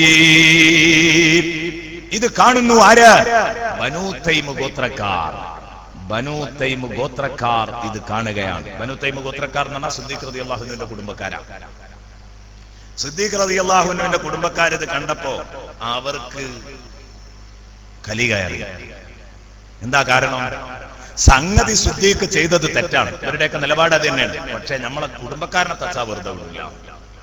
കുടുംബക്കാരൻ അങ്ങനെ ഉണ്ടല്ലോ, അങ്ങനെ ഒരു സംഗതി പലയിടത്തും രൂപപ്പെടാറുണ്ട്. കുടുംബക്കാരൊന്നാവും, എന്ത് തോന്നിയാസം ചെയ്താലും കുടുംബക്കാരൊപ്പം നിൽക്കുന്ന ഒരു പരിപാടി ഉണ്ട്. ഇവിടെ അങ്ങനെയല്ല. ബഹുമാനപ്പെട്ട സിദ്ദീഖ് റളിയല്ലാഹു അൻഹുവിന്റെ പക്ഷത്ത് അല്ലാഹു തആല കുടുംബത്തെ കൊടുക്കുകയാണ്. കുടുംബങ്ങൾ മുന്നോട്ട് വന്നു. അബൂബക്കർ റളിയല്ലാഹു അൻഹുവിനെ മുശ്രിക്കീങ്ങളിൽ നിന്ന് അടർത്തിയെടുത്തു. ബനൂ തമീം ഗോത്രക്കാർ അബൂബക്കർ റളിയല്ലാഹു അൻഹുവിനെ ഒരു തുണിയിൽ കെട്ടി പൊതിഞ്ഞിട്ട് എടുത്തിട്ട് പൊരേ കൊണ്ടേയിട്ട് അവര് കിടത്തി. മുഖമടക്കം മൂടി. വലാ യശുക്കൂന ഫീ മൗതിഹി, അബൂബക്കർ മരിച്ചു എന്നാണ് അവർ ഉറപ്പിച്ചത്. എന്നിട്ട് വീട്ടിൽ അവിടെ കൊണ്ടുപോയി കിടത്തിയിട്ട് മസ്ജിദുൽ ഹറാമിൽ വന്നു. ആര്? ബനൂ തൈം ഗോത്രക്കാർ. ചെറുപ്പക്കാരിങ്ങോട്ട് വന്നിട്ട് മസ്ജിദുൽ ഹറാമിൽ വന്നിട്ട് അടിച്ചോലോട് പറഞ്ഞു, വല്ലാഹി ലഇമ്മാത അബൂബക്കർ ലനഖ്തുലന്ന ഉത്ബ, അബൂബക്കർ എങ്ങാനും മരിച്ചിട്ടുണ്ടെങ്കിൽ ഉത്ബത്തിനെ ഞങ്ങൾ കൊണ്ടുപോകും. അബൂബക്കർ റളിയല്ലാഹു അൻഹുവിനെ വീട്ടിൽ കൊണ്ടേയാക്കിയേക്കാണ്. എന്താ സംഭവിച്ചത്? അതിന് മുമ്പ് ഇവർക്ക് ഈ വീമ്പളക്കാൻ ഇങ്ങോട്ട് വന്നേക്കാം ഇത് പറഞ്ഞിട്ട്. സുബ്ഹാനല്ലാഹ്, ബഹുമാനപ്പെട്ട അബൂബക്കർ സിദ്ദീഖ് റളിയല്ലാഹു അൻഹുവിന്റെ അടുത്തേക്ക് അവർ ഓടി വന്നു. എന്താ ആയതെന്നറിയാൻ. അങ്ങനെ അബൂ ഖുഹാഫ, റസൂൽ ബഹുമാനപ്പെട്ട അബൂബക്കറിന്റെ ഉപ്പ റളിയല്ലാഹു അൻഹു, അബൂ ഖുഹാഫ അല്ലേ, അവരൊക്കെ പിന്നെ മുസ്ലിം ആയിട്ടുണ്ട്. ആ അബൂ ഖുഹാഫയും ബനൂ തൈം ഗോത്രക്കാരും യുക്കല്ലിമുന അബൂബക്കർ, അബൂബക്കറിന് ബോധം തെളിഞ്ഞു, അബൂബക്കറിനോട് സംസാരിക്കുന്നു. ഹത്താ അജാബ, അബൂബക്കർ പറഞ്ഞതിനൊക്കെ മറുപടിയും പറയാൻ തുടങ്ങിയിട്ടുണ്ട്. അങ്ങനെ അവസാനം ഏകദേശം വൈകുന്നേരമായപ്പോഴേക്ക്, ആഖിറുൻ നഹാറായപ്പോഴേക്ക് തെളിഞ്ഞു എന്നാ ബോധം. തെളിഞ്ഞ ഉടനെ ആദ്യത്തെ ചോദ്യം, മാ ഫഅല ഹബീബി റസൂലുള്ളാഹ്, എന്റെ മുത്തുനബി, എന്റെ ഹബീബ് റസൂലുള്ളാഹിന്റെ അവസ്ഥ എന്താണ്? കേൾക്കേണ്ട താമസം. ഇവരെങ്ങനെയൊക്കെ രക്ഷപ്പെടുത്തിയിട്ട് കൊണ്ടുവന്ന് പൊരയിലാക്കിയതാണ്. എന്നിട്ട് ഇവർക്ക് ഒരു കുടുംബ വികാരം അവിടെ ഉണ്ടായി തീർന്നിട്ടുണ്ട്. അപ്പോഴാണ് അബൂബക്കർ സിദ്ദീഖിന്റെ ഈ പ്രതികരണം കേൾക്കുന്നത്.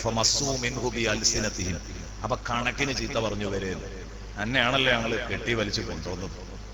ഇപ്പോഴും ബോധം തിരിച്ചു കിട്ടിയപ്പോ നീ ചോദിക്കുന്നത് ആ മുഹമ്മദിനെ പറ്റി, അവന് വല്ലതും പറ്റിയിട്ടുണ്ടോ? ഇങ്ങനെ തല്ലുകൊണ്ടാലും നീ പഠിക്കൂലേ അബൂബക്കർ? ബഹുമാനപ്പെട്ട അബൂബക്കർ സിദ്ദീഖ് റളിയല്ലാഹു അൻഹുവിനോട് ചോദിക്കുകയാണ്. അങ്ങനെ ഒരുപാട് അവർ പറഞ്ഞു, ആക്ഷേപിച്ചു. അബൂബക്കറെ ഈ നന്നാവുന്നു തോന്നുന്നില്ല. വഖാലൂരി ഉമ്മിഹി, ഉമ്മാനെ വിളിച്ചിട്ട് ഉമ്മുൽ ഖൈർ, ഉമ്മാനെ വിളിച്ചിട്ട് അബൂബക്കർ റളിയല്ലാഹു അൻഹുവിന്റെ ഉമ്മ ഉമ്മുൽ ഖൈറിനെ വിളിച്ചിട്ട് ഇവർ പറഞ്ഞു, ഉൻദുരി അൻ തുതഇമിഹി ശൈആ തസ്ഖീഹി ഇയാ, എന്തെങ്കിലും തിന്നാനോ കുടിക്കാനോ ഒക്കെ കൊടുക്കുക. ഈ പിരാന്ത് ഏതായാലും സുഖപ്പെടുന്നു, എന്തെങ്കിലും ഒന്ന് കൊടുത്തിട്ട് ലെവലായി കിട്ടട്ടെ എന്ന് പറഞ്ഞു. എന്തെങ്കിലും തിന്നാനോ കുടിക്കാനോ ഒക്കെ കൊടുക്കുക, നിങ്ങൾ അത് നോക്കി. അങ്ങനെ ഇവരൊക്കെ പോയപ്പോ ഉമ്മയും അബൂബക്കർ സിദ്ദീഖും ഒറ്റക്കായി. ഫലമ്മാ ഖലത്ത് ബിഹി, ഉമ്മയും അബൂബക്കർ സിദ്ദീഖും ഒറ്റക്കായപ്പം അബൂബക്കർ സിദ്ദീഖ് പറയുന്നു, ഉമ്മ, ഞാൻ എന്തൊന്ന് കുടിക്കണമെങ്കിലും, ഞാൻ എന്തൊന്ന് തിന്നണമെങ്കിലും എന്റെ പ്രിയപ്പെട്ട സുഹൃത്തിനെന്തു പറ്റി എന്നറിയണം. ഉമ്മനോട് ഉമ്മുൽ ഖൈർ കുഴങ്ങി. ഉമ്മുൽ ഖൈർ പറഞ്ഞു, പൊന്നാര മോനെ, ആ മുഹമ്മദിനെ കൊണ്ടാണ് നിനക്ക് ഈ വിഷമങ്ങളൊക്കെ വന്നത്. അതാ കുടുംബക്കാരൊക്കെ പറഞ്ഞത്, തറവാട്ടുകാർ, ഇനിയെങ്കിലും നീ നിർത്ത്. അവിടുന്ന് പറഞ്ഞു, ഇല്ല ഇല്ല ഉമ്മ, ഞാൻ നിങ്ങൾ തരുന്ന ഭക്ഷണം കഴിക്കണമെങ്കിൽ എനിക്ക് എന്റെ മുഹമ്മദിന്റെ വിവരമറിയണം സ്വല്ലല്ലാഹു അലൈഹി വസല്ലം. ആ സമയത്ത് ഉമ്മ വിഷയം തിരിച്ചുവിടാൻ വേണ്ടി ഉമ്മ പറഞ്ഞു, വല്ലാഹി മാലീ ഇൽമും ബിസാഹിബിക്, അതൊരു സത്യവുമാണ്. നിന്റെ കൂട്ടുകാരൻ എവിടെയാണ്, അവനെ പറ്റി എനിക്കൊരു ഐഡിയയും ഇല്ല. അറിയണ്ടേ, എവിടെയാണെന്ന് അറിയണ്ടേ, പറഞ്ഞു തരണമെങ്കിൽ. എന്തായി തന്നെ അറിയില്ല. അപ്പൊ സിദ്ദീഖ് റളിയല്ലാഹു അൻഹു വളരെ പതുക്കെ ഉമ്മയുടെ ചെവിയിൽ പറഞ്ഞു കൊടുക്കുകയാണ്, ഉമ്മ, എന്റെ പ്രിയപ്പെട്ട കൂട്ടുകാരൻ എവിടെയാണുള്ളത് എന്ന് ഞാൻ പറഞ്ഞു തരാം. പക്ഷേ നിങ്ങൾ വാപ്പാനോട് പറയരുത്, കുടുംബക്കാരോട് പറയരുത്, ഞാൻ പറഞ്ഞു തരാം. അവിടെ പോയിട്ട് എന്റെ സുഹൃത്തിന്റെ വിവരം എന്താണെന്ന് അന്വേഷിച്ചാൽ മതി. ചോദിച്ചു, മോനെ, ആരെടുത്താ പോകേണ്ടത്? ഖത്താബിന്റെ മകൾ ഉമർ റളിയല്ലാഹു അൻഹുവിന്റെ പെങ്ങൾ ഉമ്മു ജമീലിന്റെ അടുത്ത് പോയിട്ട് ഒന്ന് വിവരമന്വേഷിച്ചു വാ. അവർക്ക് വിവരമറിയോ, അവർക്കറിയും എന്റെ ഹബീബിന്റെ വിഷയം എന്താണ്. അപ്പൊ പതുക്കെ പോയി, ഉമ്മ പതുക്കെ ഇറങ്ങിപ്പോയി. കാരണം ഉമ്മാക്ക് അബൂബക്കർ സിദ്ദീഖിനോട് സ്നേഹമുണ്ട്. ഇതെന്തെങ്കിലും ഒന്ന് തിന്നും കുടിച്ചും കിട്ടാൻ വേണ്ടിയിട്ടാ ഇറങ്ങിപ്പോയത്. അങ്ങനെ ചെന്നുകൊണ്ട് ഖത്താബിന്റെ മകൾ ഉമ്മു ജമീലിനെ സമീപിച്ചു. ഉമ്മു ജമീലിനോട് ചോദിച്ചു, അബൂബക്കർ ചോദിക്കുന്നത്, എന്റെ മകൻ അബൂബക്കർ, ഇന്ന അബൂബക്കർ യസ്അലുക്കി അൻ മുഹമ്മദ് ഇബ്നു അബ്ദില്ലാഹ്, മുഹമ്മദ് ഇബ്നു അബ്ദില്ലയുടെ വിശേഷം അന്വേഷിക്കുന്നുണ്ട്. നിങ്ങളോട് ചോദിക്കാൻ വേണ്ടി എന്നെ വിട്ടതാണ് ഉമ്മു ജമീലേ എന്ന് ഉമ്മുൽ ഖൈർ ബഹുമാനപ്പെട്ട സിദ്ദീഖ് റളിയല്ലാഹു അൻഹുവിന്റെ ഉമ്മ പറഞ്ഞപ്പോ ആ പെണ്ണിന് ഉമ്മു ജമീൽ അതിലേറെ പേടിയായി. കാരണം എന്താരാ, ഇത് മുസ്ലിമത്തല്ലല്ലോ, ഇതിന് വേറെന്തോ ഒരു ചാരപ്പണിയായിട്ട് വന്നതാണോ എന്ന് കരുതിയിട്ട് ഉമ്മു ജമീൽ പറഞ്ഞു, എന്ത് അബൂബക്കറോ മുഹമ്മദ് ഇബ്നു അബ്ദില്ലയെ കുറിച്ച് ചോദിക്കേ, മാ അരിഫു ഇബ്നകി അബൂബക്കറിൻ വലാ മുഹമ്മദ് ഇബ്നു അബ്ദില്ലാഹ്, എനിക്ക് നിങ്ങളെ മകൻ അബൂബക്കറിനെ അറിയില്ല, മുഹമ്മദ് ഇബ്നു അബ്ദില്ലനെ അറിയില്ല. കാരണം ഇത് പറഞ്ഞാൽ ബുദ്ധിമുട്ടാവുമെന്ന് കരുതിയിട്ടാണ്. ഇനി നിങ്ങൾക്ക് എതിർപ്പില്ലെങ്കിൽ, നിങ്ങൾക്ക് ഇഷ്ടമാണെങ്കിൽ, നിങ്ങളെ മകന്റെ അടുത്തേക്ക് ഞാനും കൂടെ വരുന്നത് നിങ്ങൾക്ക് പൊരുത്തമാണെങ്കിൽ ഞാൻ കൂടെ വരാം. അപ്പൊ ഉമ്മ പറഞ്ഞു, ഞാൻ അതേ പോരൂ, എനിക്കിപ്പോ എന്റെ കുട്ടി വിവരം അറിഞ്ഞെത്തിയാൽ മതി. ഈ വിചാരിച്ച ലെവലിലല്ല എന്റെ നീക്കം. എന്റെ കുട്ടി എന്തേ തിന്നണം കുടിക്കണോ, അതിനാ ഞാൻ വരുന്നത്. ഉമ്മു ജമീലും കൂടെ ഉമ്മായുടെ കൂടെ പുറപ്പെട്ടു. അബൂബക്കർ സിദ്ദീഖിന്റെ അടുത്തെത്തിയപ്പം അബൂബക്കർ സിദ്ദീഖ് അവശനായി ഇങ്ങനെ കിടക്കുന്നത് കണ്ടപ്പം ഉമ്മു ജമീൽ സിദ്ദീഖ് തങ്ങളുടെ അടുത്തേക്ക് ഇങ്ങനെ നിന്നിട്ട് പറഞ്ഞു, വഅലനതു ബിസ്വിയാഹ്, അട്ടഹസിച്ച് വിളിച്ചങ്ങ് പറഞ്ഞു. എന്താ പറഞ്ഞത് എന്നറിയോ? ഉടനെ പറഞ്ഞു, വല്ലാഹി ഇന്ന ഖൗമൻ നാലു ഹാദാ മിൻക ലഅഹ്ലു ഫിസ്ഖിൻ വകുഫർ. അബൂബക്കറെ, നിന്നെ ഇക്കോലത്തിൽ കാട്ടിയവർ തമ്മാടികളാണ്. നിന്നെ ഈ കോലത്തിലെത്തിച്ചവർ, അടിച്ചു പരിക്കേൽപ്പിച്ചവർ തമ്മാടികളാണ്. അല്ലാഹ് അവരോട് മധുര പ്രതികാരം ചോദിക്കണമെന്ന് എനിക്കൊരു താല്പര്യമുണ്ട്. ഉമ്മു ജമീൽ പറയാൻ, എനിക്ക് അങ്ങനെ ഒരു മോഹമുണ്ട്. ബഹുമാനപ്പെട്ട സിദ്ദീഖ് റളിയല്ലാഹു അൻഹു പറഞ്ഞു, അതൊന്നും വിഷയമല്ല, അത് പരിഗണിക്കേണ്ടത് സാരല്ല. എനിക്ക് ചോദിക്കാനുള്ളത് ഫമാ ഫഅല ഹബീബി റസൂലുള്ളാഹ്, എന്റെ ഹബീബിന് എന്താ പറ്റിയത്? ഹബീബ് എന്താണ്? ഹബീബിന്റെ അവസ്ഥ എന്താണ്? കണ്ട നിങ്ങൾ ഉമ്മു ജമീൽ അപ്പം മറുപടി പറയുന്നത്, ഉമ്മ അടുത്തുണ്ട്, അപ്പോഴാ ചോദിക്കുന്നത്. അപ്പൊ ഉമ്മു ജമീൽ പറയാണ്, ഹാദാ ഉമ്മുക യാ അബൂബക്കർ, ഹാദിഹി ഉമ്മുക യാ അബൂബക്കർ, ഹാദിഹി ഉമ്മുക യാ അബൂബക്കർ. അബൂബക്കറെ, ഇത് നിന്റെ ഉമ്മയാണ്. തസ്മഉ, അവള് കേൾക്കോ? പറയാന് എനിക്കറിയാം റസൂലുള്ളാഹിന്റെ സ്ഥിതി എന്താ, പക്ഷെ പറഞ്ഞാൽ നിന്റെ ഉമ്മ കേൾക്കൂലേന്ന്. അപ്പൊ പറഞ്ഞു, ഫലാ ശൈഅ അലൈകി മിൻ, അതുകൊണ്ടൊരു കുഴപ്പം വരൂല. സിദ്ദീഖ് റളിയല്ലാഹു അൻഹു, ഉമ്മ കേട്ടു എന്നുള്ളത് കൊണ്ട് ഒന്നും സംഭവിക്കൂല, ധൈര്യമായിട്ട് പറഞ്ഞോളൂ എന്ന് പറയും. അപ്പൊ ഉമ്മു ജമീൽ പറഞ്ഞു സാലിഹുൻ സാലിമുൻ, ഒരു കുഴപ്പമില്ല, പൂർണ്ണമായും സേഫാണ് മുഹമ്മദുർ റസൂലുള്ളാഹി, സുരക്ഷിതനാണ്, ഒരു കുഴപ്പവും എവിടെയും ഏറ്റിട്ടില്ല, ഒരു പരിക്കുമില്ല. വീണ്ടും ചോദിച്ചു ഐനഹു, എന്നിട്ട് എവിടെയാണ് മുത്തുനബി? ഫീ ദാരിൽ അർഖം, ദാറുൽ അർഖമിലുണ്ട്, ദാറുൽ അർഖമിൽ വിശ്രമിക്കുന്നുണ്ട്. ബഹുമാനപ്പെട്ട അബൂബക്കർ സിദ്ദീഖ് പറയാണ്, നീ പറയുന്നത് മാത്രം വിശ്വസിക്കണമെങ്കിൽ വല്ലാഹി ലാ അദൂഖു തആമൻ വലാ ശറാബൻ ഔ ആതിയ റസൂലല്ലാഹി, അല്ലാഹുവിന്റെ റസൂലിനെ ചെന്ന് കാണാതെ ഞാൻ ഒന്നും തിന്നൂല കുടിക്കൂല. സുബ്ഹാനല്ലാഹ്. അങ്ങനെ ഞങ്ങൾ കുറച്ചേരം താങ്ങി. കാരണം സിദ്ദീഖ് റളിയല്ലാഹു പെണ്ണെങ്ങാനും എണീറ്റ് പോണ് ബനൂ തൈം ഗോത്രക്കാർ കണ്ടാൽ അവരാണ് പിടിച്ച് വലിച്ച് അവരെ ഇടയിൽ നിന്ന് രക്ഷപ്പെടുത്തി ഇവിടെ കൊണ്ടുവന്നിട്ട് ഇവർ ഇതുപോലെ കെട്ടി വലിച്ച് അങ്ങോട്ട് കൊണ്ടിട്ട് കൊടുക്കും. ഇനി എങ്ങാനും റസൂലുള്ളാഹിന്റെ അടുത്തേക്ക് പോകുന്നത് കണ്ടാൽ ഇരുട്ടുവോളം കാത്തുനിന്നു. കാലനക്കങ്ങളൊക്കെ അവസാനിച്ചു, രാത്രിയുടെ സഞ്ചാരങ്ങളൊക്കെ അവസാനിച്ചു, എല്ലാ കാലൊച്ചകളും നിലച്ചു. കാലൊച്ചകളൊക്കെ നിലച്ചപ്പോൾ വസക്കനന്നാസു, ജനങ്ങളൊക്കെ അടങ്ങി, എല്ലാവരും വിശ്രമിക്കാൻ തുടങ്ങിയപ്പോൾ രാത്രിയിൽ ഉമ്മു ജമീലിന്റെയും ഉമ്മയുടെയും കൂടെ കൂടിയിട്ട് ഉമ്മായിയുടെ കയ്യും പിടിച്ചിട്ട് ബഹുമാനപ്പെട്ടവർ പതുക്കെ പതുക്കെ വേച്ച് വേച്ച് നടക്കുന്നു. ഇലാ ഹദറത്തി റസൂലില്ലാഹ്, അല്ലാഹുവിന്റെ റസൂലിന്റെ അടുത്തേക്ക്, അല്ലാഹുവിന്റെ റസൂലിന്റെ അടുത്തെത്തി. മുത്തുനബി സല്ലല്ലാഹു അലൈഹി വസല്ലമ തങ്ങളുടെ അടുത്തെത്തിയിട്ട് അല്ലാഹുവിന്റെ ഹബീബിനെ അങ്ങ് കണ്ടപ്പോൾ റസൂലുള്ളാഹി തങ്ങളുടെ മുകളിലൂടെ അങ്ങ് വീണു. അബൂബക്കർ സിദ്ദീഖ് റസൂലുള്ളാഹി അബൂബക്കർ സിദ്ദീഖിനെ കെട്ടിപ്പിടിച്ച് ഇങ്ങോട്ടും വീണു.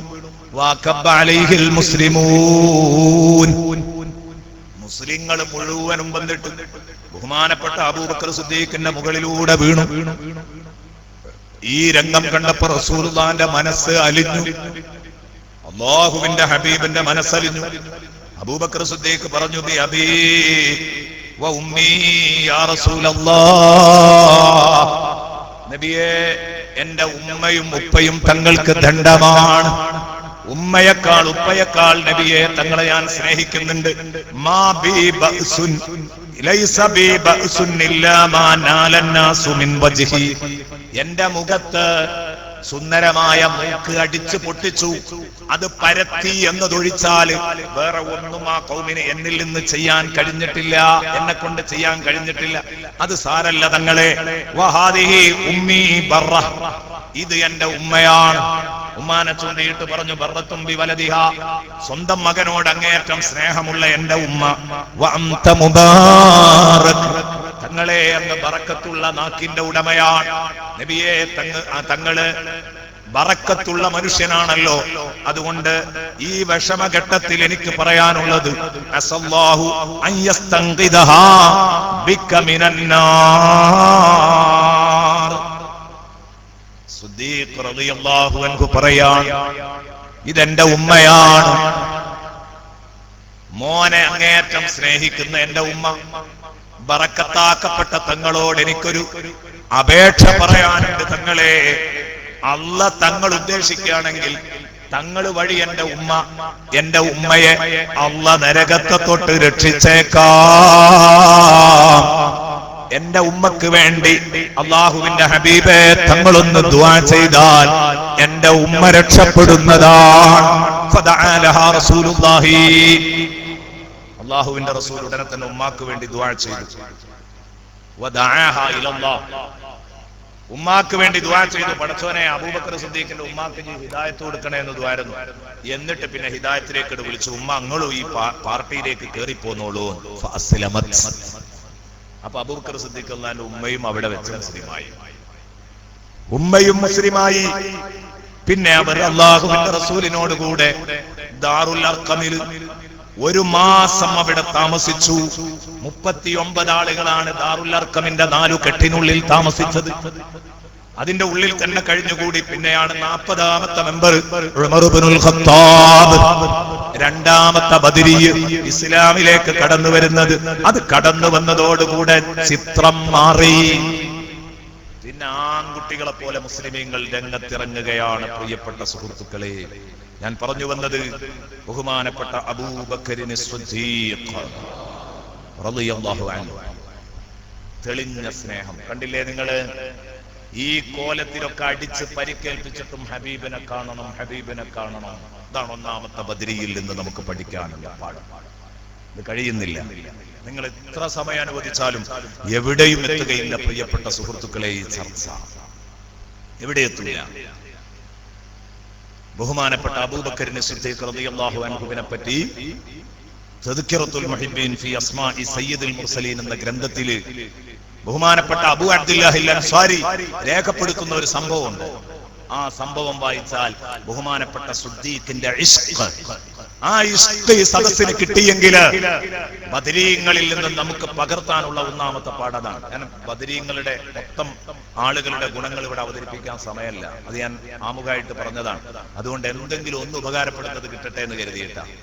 ഈ പള്ളിയിൽ നടക്കുന്ന ഇശ്ഖിൽ ലയിച്ച ഒരുപാട് പരിപാടികൾ എന്തു അങ്ങനെയാണ്, ഇശ്ഖിൽ ചാലിച്ച പരിപാടികളാണ്. ഇതിനോടൊക്കെ നിങ്ങൾ സഹകരിക്കുക.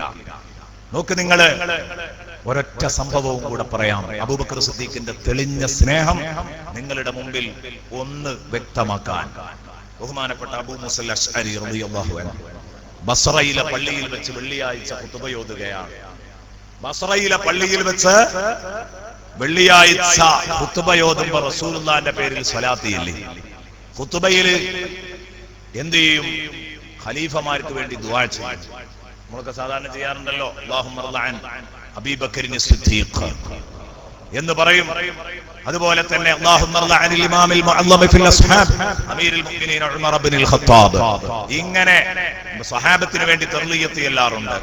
ഏതാവട്ടെ റസൂലുള്ളാഹിയുടെ പേരിൽ സ്വലാത്തിയിൽ ഖുതുബ ആരംഭിച്ചു. സ്വഹാബത്തിനെ പരാമർശിക്കുമ്പോ സുമ്മ തന്നാ ബി ഉമർ, രണ്ടാം സ്ഥാനത്ത് റസൂലുള്ളാഹിനെ കഴിഞ്ഞിട്ട് ഉമർ റളിയല്ലാഹു അൻഹുവിനെ പറഞ്ഞു ഖുതുബയില്. ഉമർ റളിയല്ലാഹു അൻഹുവിനെ പറഞ്ഞു ഖുതുബയില്, രണ്ടാം ഖുതുബയില്. ഇങ്ങനെ പരാമർശിച്ചപ്പോൾ ഒരാള് സദസ്സിൽ നിന്ന് എഴുന്നേറ്റ് നിന്നു. അബൂ മൂസൽ അശ്അരിയാണ് ഖുതുബ ഓതുന്നത്. ഒരാള് സദസ്സിൽ നിന്ന് എഴുന്നേറ്റ് നിന്നു. ഉമർ ഇബ്നുൽ ഖത്താബ് റളിയല്ലാഹു അൻഹുവിനെ പറഞ്ഞപ്പോ എഴുന്നേറ്റ് നിന്നുകൊണ്ട് ഇയാൾ ചോദിച്ചു, അയാളുടെ പേരെന്താണ് എന്നതിൽ അഭിപ്രായ വ്യത്യാസങ്ങളുണ്ട് വിവിധ റിവായത്തുകളിൽ. അങ്ങനെ ഒരു സംഭവം ഉണ്ടായി എന്ന് ഉറപ്പാണ്. റജുലുൻ, ഈ കാര്യത്തിൽ ആർക്കും തർക്കമില്ല.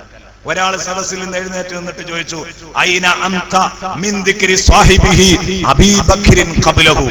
ഉമറിനെ പറയുന്നതിന്റെ മുമ്പ് അബൂബക്കർ റളിയല്ലാഹു അൻഹുവിന്റെ പേര് പറയുന്നതിന് നിനക്കെന്ത് മുടക്കാനുള്ളത് ചോദിച്ചു സദസ്സിന് ഖതീബിനോട്. നോക്ക് നിങ്ങൾ, ഇത് ഒരു മഹബത്താണ്, ഇതൊരു മഹബത്താണ്. ഖതീബിനോട് ആണത്തത്തോടുകൂടെ ചോദിക്കുകയാണ്. അബൂബക്കർ റളിയല്ലാഹു അൻഹുവിനെ പറയുന്നതിന് മുമ്പ് അവിടുത്തെ കൂട്ടുകാരന്റെ പേര് സിദ്ദീഖുൽ അക്ബറിന്റെ പേര് പറയുന്നതിന് എന്ത് മുടക്കാനുള്ളത്? ഖതീബ് അത് ശ്രദ്ധിച്ചില്ല. ചിലപ്പോ അങ്ങനെ പോകേണ്ടി വരും. ഇത്തരം ഒച്ചപ്പാടുകളൊക്കെ ചിലപ്പോൾ ശ്രദ്ധിക്കാതെ പോകേണ്ടി വന്നേക്കാം. ഖതീബ് അതിൽ ശ്രദ്ധിച്ചാൽ കൂടുതൽ വഷളാകണമല്ലോ. ശ്രദ്ധിച്ചില്ല. മൂപ്പര് മുന്നോട്ട് തന്നെ പോകുമ്പോ ഈ മനുഷ്യൻ വിട്ടില്ല. ഇയാൾ ആവർത്തിച്ച് ചോദിച്ചു, ഐന അൻത മിൻ ദിക്രി സാഹിബിഹി അബീ ബക്രിൻ ഖബ്ലഹു. ഇയാൾ ഒച്ചപ്പാടുണ്ടാക്കാൻ തുടങ്ങി. അപ്പൊ അബൂ മൂസൽ അശ്അരി റളിയല്ലാഹു അൻഹു ഉമർ ഇബ്നുൽ ഖത്താബിന് കത്തെഴുതി. ഇയാൾ അബൂ മൂസൽ അശ്അരി ബഹുമാനപ്പെട്ട സിദ്ദീഖ് റളിയല്ലാഹു അൻഹു മോശാക്കിയിട്ടല്ല, ഖലീഫ ഭരിക്കുന്ന ആളെയാണല്ലോ ആദ്യം പറയാം. അന്നേക്കാണ് പറഞ്ഞതാ ഉമർ ഇബ്നുൽ ഖത്താബിന്റെ പേരാദ്യം.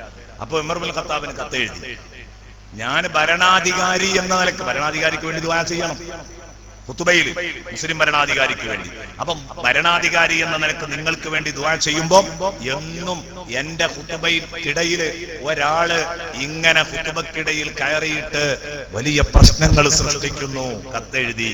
അതുകൊണ്ട് ഇത് നിങ്ങൾ കൈകാര്യം ചെയ്യണം. ഉമർ റളിയല്ലാഹു അൻഹു ആ മനുഷ്യനെ വിളിച്ചു വരുത്തി.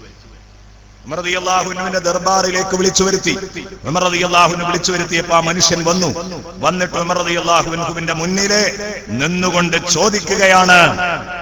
ആ മനുഷ്യൻ ഉമർ റളിയല്ലാഹു അൻഹുവിന്റെ ദർബാറിൽ വന്നു. ദർബാറിൽ വന്നിട്ട് പറഞ്ഞു, ലാ മർഹബൻ ബിക വലാ അഹ്ലൻ, ലാ മർഹബൻ ബിക വലാ അഹ്ലാ.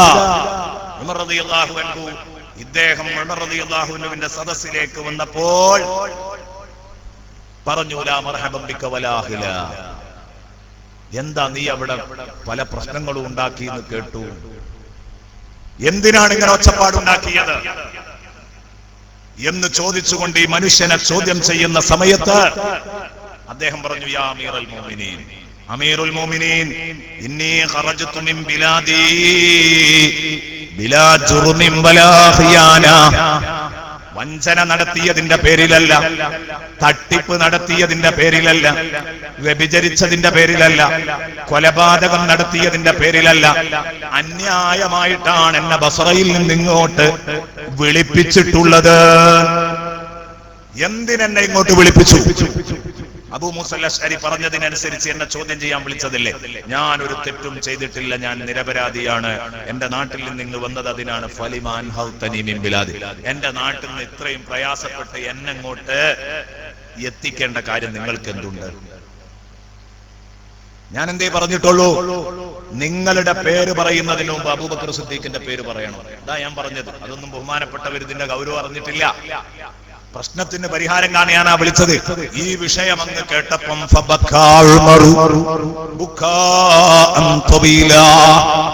സദസ് മുഴുവനും കരയുന്ന രൂപത്തിൽ ബഹുമാനപ്പെട്ട സയ്യിദുനാ ഉമർ പൊട്ടിയങ്ങ് കരഞ്ഞു.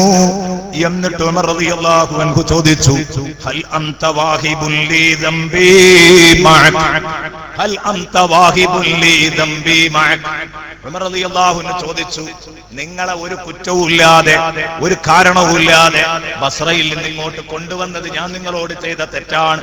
ഹൽ അൻത വാഹിബുൻ ലീ ദംബക മഈ ദംബി മഅക, ഞാൻ നിങ്ങളോട് ചെയ്ത തെറ്റ് നിങ്ങൾ എനിക്ക് പൊരുത്തപ്പെട്ടു തരുമോ? ഹൽ അൻത വാഹിബുൻ ലീ ദംബി മഅക, ഞാൻ നിങ്ങളോട് ചെയ്ത തെറ്റ് നിങ്ങൾ എനിക്ക് പൊരുത്തപ്പെട്ടു തരുമോ മനുഷ്യ?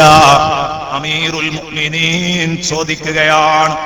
ഉടനെ ആ മനുഷ്യൻ പറഞ്ഞു, ഗഫറല്ലാഹു ദംബക യാ അമീറുൽ മുഅ്മിനീൻ, അമീറുൽ മുഅ്മിനീൻ, അല്ലാഹു നിങ്ങളുടെ തെറ്റ് അല്ലാഹു നിങ്ങൾക്ക് പൊറുത്തു തരട്ടെ.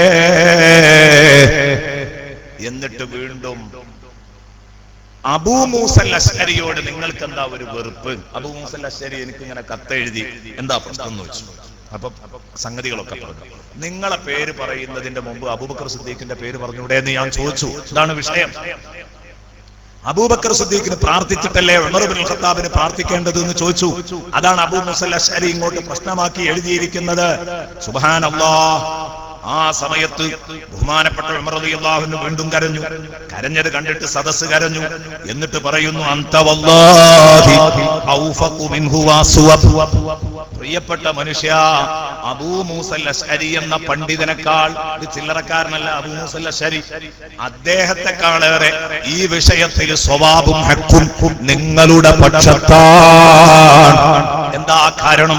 ഈ പാവപ്പെട്ട ഉമറിന്റെ പേര് പറയുന്നതിന്റെ മുമ്പ് പറയേണ്ടത് സയ്യിദുനാ അബൂബക്കറിന്റെ പേര് തന്നെയാണ്. എന്നിട്ട് അവിടുന്ന് പൊട്ടിക്കരഞ്ഞുകൊണ്ട് മദീനത്തെ പള്ളിയിലിരിക്കുന്ന ഇതുപോലെ അവിടെ നിറഞ്ഞു നിൽക്കുന്ന ആളുകളെ മുഴുവൻ കരയിപ്പിച്ച വാക്കുകൾ ഒന്ന് കേട്ടു നോക്കൂ സഹോദര. വല്ലാഹി വല്ലാഹി, അല്ലാഹുവാണ് സത്യം, ലയൗമും വലൈല, ഒരു രാവും ഒരു പകലും. ഞാൻ കൂടുതലൊന്നും ആവശ്യപ്പെടുന്നില്ല. ഉമർ റളിയല്ലാഹു അൻഹു പറയാൻ, ഒരു രാവും ഒരു പകലും മിൻ അബീബക്കറിൻ, അബൂബക്കറിന്റെ 63 കൊല്ലക്കാലത്തെ ജീവിതത്തിലെ ഒരു രാവും പകലും അബൂബക്കർ എനിക്ക് തരാൻ തയ്യാറാണെങ്കിൽ ഉമർ റളിയല്ലാഹു അൻഹു ജനങ്ങളെ സാക്ഷിയാക്കിയിട്ട് പറയാൻ, ഖൈറുൽ ലീ, അതാണ് ഞാൻ നേട്ടമായി കാണുന്നത്, മിൻ ആലി ഉമറ മിൻ ലദുൻ വുലിദ ഇലാ യൗമി യുബ്അസ്. ഈ ഉമർ ജീവിച്ചിരിക്കുന്ന കാലത്തോളം ചെയ്തത് മുഴുവൻ അബൂബക്കറിന് ഞാൻ ഫ്രീ ആയിട്ട് കൊടുക്കും. ഞാൻ ഇതുവരെ ചെയ്ത ഇബാദത്ത്, ജനിച്ചത് മുതൽ മരിക്കുന്നത് വരെയുള്ള എന്റെ മുഴുവൻ ഇബാദത്തും ഞാൻ അബൂബക്കറിന് കൊടുക്കാൻ തയ്യാറാണ്. അബൂബക്കറിന്റെ ഇബാദത്ത് എനിക്ക് തന്നാൽ നല്ല, അബൂബക്കറിന്റെ ഒരു രാവും പകലും, ഒറ്റ ദിവസം ഒരു രാവും പകലും 24 മണിക്കൂർ അതെനിക്ക് തരികയാണെങ്കിൽ ഞാൻ എന്റെ ജീവിതം മൊത്തം അബൂബക്കറിന് കൊടുക്കാൻ തയ്യാറാണ്. എന്നിട്ട് സദസ്സിനോട് ചോദിച്ചു, അലാ ഉനബ്ബിഉകും ബിയൗമിഹി വലൈലതിഹി, ഏതാണ് അബൂബക്കറിന്റെ ഈ രാവും പകലുമെന്ന് നിങ്ങൾക്കറിയോ സഹാബാ? എല്ലാരും പറഞ്ഞു അറിയില്ല ഏതാണത്. അവിടുന്ന് പറഞ്ഞു രാത്രി ഏതാണെന്നറിയോ? അമ്മാ ലൈലത്തുഹു ലമ്മാ ഖറജ മഅ റസൂലില്ലാഹി മുതവജ്ജിഹൻ ഇലൽ ഗാർ. അന്ന് ഗാർ സൗറിലേക്ക് അല്ലാഹുവിന്റെ റസൂലിന്റെ കൂടെ ഹിജ്റയുടെ രാത്രിയിൽ പുറപ്പെട്ട രാത്രിയാണ്. അങ്ങനെ നടക്കുമ്പോൾ യംശി തൗറൻ അമാമഹു വതൗറൻ ഖൽഫഹു വതൗറൻ അൻ യമീനിഹി വതൗറൻ അൻ ശിമാലിഹി. അബൂബക്കർ ചിലപ്പോൾ മുന്നിൽ നടക്കും റസൂലുള്ളാഹിന്റെ, ചിലപ്പോൾ ബാക്കിൽ നടക്കും, ചിലപ്പോൾ വലതുഭാഗത്ത് നടക്കും, ചിലപ്പോൾ ഇടതുഭാഗത്തേക്ക് മാറി നടക്കും. അപ്പൊ അല്ലാഹുവിന്റെ റസൂല് അന്ന് ചോദിച്ചു, എന്തിനാണ് അബൂബക്കറെ എങ്ങനെ കഷ്ടപ്പെടുന്നത്? മാഹാദായ അബൂബക്കർ, എന്താണ് അബൂബക്കറെ നിങ്ങൾ ഈ കാണിക്കുന്നത്? ഏതെങ്കിലും ഒരു ഭാഗത്ത് നിന്നാ പോരെ, എന്റെ ഒപ്പം ഇങ്ങനെ പോന്നാ പോരെ, എന്തിനാണ് ഇങ്ങനെ മാറിക്കളിക്കുന്നത്? യാ റസൂലല്ലാഹ് ബിഅബി അൻത വ ഉമ്മി ഇന്നി അർസുദുക വഅതഖവ്വഫു അലൈക വഅഫഅലു ദാലിക മഹബ്ബതൻ ഫീക യാ ഹബീബല്ലാഹ്. നബിയെ, തങ്ങളോടുള്ള സന്തോഷവും സ്നേഹവും മാത്രല്ല, വലതുഭാഗത്ത് നിൽക്കുമ്പോൾ എനിക്ക് തോന്നുകയാണ് ഇടതുഭാഗത്തിലൂടെ ശത്രു വരുമോ എന്നൊരു പേടി. അപ്പൊ ഇങ്ങോട്ട് മാറുകയാണ്, അപ്പൊ മുന്നിലൂടെ ശത്രു വരുമോ, അപ്പൊ ബഹുമാനം എല്ലാം മറന്നുകൊണ്ട് മുന്നിലെത്തുന്നു. അപ്പൊ ബാക്കിലൂടെ ശത്രു വരുമോ, അപ്പൊ ഞാൻ ബാക്കിലേക്ക് നീങ്ങുന്നു. ഇതാണുള്ളത്. ഉടനെ നബി പറഞ്ഞു, വേണ്ട വേണ്ട, യാ അബൂബക്കർ ലാ ബഅസ അലൈക ഇന്നല്ലാഹ മഅനാ. കഷ്ടപ്പെടണ്ട അബൂബക്കർ, ഇന്നല്ലാഹ മഅനാ. അല്ലാഹല്ലേ നമ്മളൊപ്പം, പടച്ചോ നമ്മളൊപ്പം ഉണ്ട്. അബൂബക്കറെ പേടിക്കണ്ട, നീ ഏതെങ്കിലും ഒരു ഭാഗത്ത് നിന്നിട്ട് ഇങ്ങനെ ഒപ്പം പോരെ. അപ്പൊ അബൂബക്കർ റളിയല്ലാഹു അൻഹു പിന്നിലേക്ക് നിന്നു. പിന്നെ അവിടെ മട്ടതാണ്, നേതാവിനെ മുന്നിൽ നിർത്തിയിട്ട് പിന്നിൽ നിൽക്കുകയാണ്. അങ്ങനെ പിന്നിൽ നിന്ന് ഇങ്ങനെ നടക്കുമ്പോഴാണ് അബൂബക്കർ കണ്ടത്, ഫലമ്മാ റആഹു അബൂബക്കറിൻ, അബൂബക്കർ റളിയല്ലാഹു അൻഹു പിറകിൽ നിന്ന് ഇങ്ങനെ നോക്കിയപ്പോഴാ കണ്ടത്, ഖദ് ഹഫിയത്ത് ഖദമാ. മുത്തുനബി ഹിജ്റയുടെ രാത്രി അലി ഇബ്നു അബീ താലിബിനെ വീട്ടിൽ തന്റെ വിരിപ്പിൽ കിടത്തി ഉറക്കിയിട്ട് ശത്രുക്കളുടെ മുഖത്തേക്ക് മണ്ണ് വാരി എറിഞ്ഞിട്ടാണല്ലോ പുറപ്പെട്ടു പോന്നത്. ആ തിരക്കിനിടയിൽ ചെരുപ്പിടാൻ മറന്നുപോയി. ചെരുപ്പില്ലാതെയാണ് നടക്കുന്നത്. പൂവിന്റെ മാർദ്ധവമുള്ള, പൂവിന്റെ ഓമനത്വമുള്ള, പൂവിതളിനെ പോലെ മിനുസമുള്ള തിരുനബിയുടെ കാലിന്റെ തോല് കല്ലിൽ തട്ടിയിട്ട് പൊട്ടിപ്പോയി. കല്ലിൽ തട്ടിയിട്ട് പൊട്ടിപ്പോയി. ചോരയൊലിക്കുന്നു സിദ്ദീഖിന്റെ, റസൂലുള്ളാഹിന്റെ കാലിൽ നിന്ന്. അത് കണ്ടിട്ടില്ലായിരുന്നു ആര്? സിദ്ദീഖുൽ അക്ബർ. സിദ്ദീഖുൽ അക്ബർ അത് കണ്ടപ്പോൾ പറഞ്ഞു, നബിയേ, തങ്ങൾ അവിടെ നിൽക്കണം, ഇനി തങ്ങൾ മുന്നോട്ട് പോകരുത് യാ റസൂലല്ലാഹ്. അള്ളാന്റെ റസൂല് ചോദിച്ചു, സിദ്ദീഖേ, ഇവിടെ വിശ്രമിക്കാൻ പറ്റുമോ? ഇവിടെ വിശ്രമിക്കാൻ പറ്റുമോ? നമ്മൾ ശത്രുക്കളെ കിടത്തിയിറക്കിയല്ലേ പോന്നത്. അവർ ഉണരുമ്പോഴേക്ക് നമുക്ക് ലക്ഷ്യസ്ഥാനത്തെത്തണം, ഗാർ സൗറിലെത്തണം. അതിന് ഗാർ സൗറിലേക്ക് പോവുകയാണ്. ഇന്ന് സൗർ ഗുഹയിലേക്ക് കയറാൻ ഞങ്ങൾ ഒരു 4 മാസം മുമ്പ് ഇപ്പൊ പോയി വന്നു, കയറി വന്നു. അന്ന് എന്റെ കൂടെ വന്നവർ ഈ സദസ്സിലുണ്ട്. അല്ലാഹു എല്ലാ അമലുകളും അല്ലാഹു കബൂലാക്കട്ടെ. 3/4 മണിക്കൂർ കയറണം ഗാർ സൗറിലേക്ക്. നമ്മൾ ഇന്ന് കയറുകയാണെങ്കിൽ 3/4 മണിക്കൂർ. ഇന്ന് ഏതുണ്ട് അവിടെ? പട്ടാണികളും മറ്റുമൊക്കെ സ്റ്റെപ്പുകൾ കെട്ടിത്തന്നിട്ടുണ്ട്. അന്ന് സ്റ്റെപ്പുകളൊന്നുമില്ല, ഒരു കല്ലുമൊന്നൊരു കല്ലുമൊക്കെ ചാടുക, അങ്ങനെ കയറി പോവുകയാണ്. അവിടെയാണ് അത്ഭുതം. ഈ സ്റ്റെപ്പല്ലാത്ത ഭാഗത്തേക്കൊന്ന് നോക്കിയാൽ മതി, അപ്പൊ അതുപോലെ ആയിരിക്കും അന്ന് ഈ ഭാഗം ഉണ്ടാവുക. എന്നിട്ട് പ്രിയപ്പെട്ട സഹോദരാ, ഇത്രയും വലിയ ദൂരം സഞ്ചരിക്കുമ്പോൾ റസൂലുള്ള ഈ മലയുടെ അടുത്തേക്ക് എത്തിയിട്ടില്ല. അതിന്റെ മുമ്പ് വഴിയിൽ നിന്നാണ്.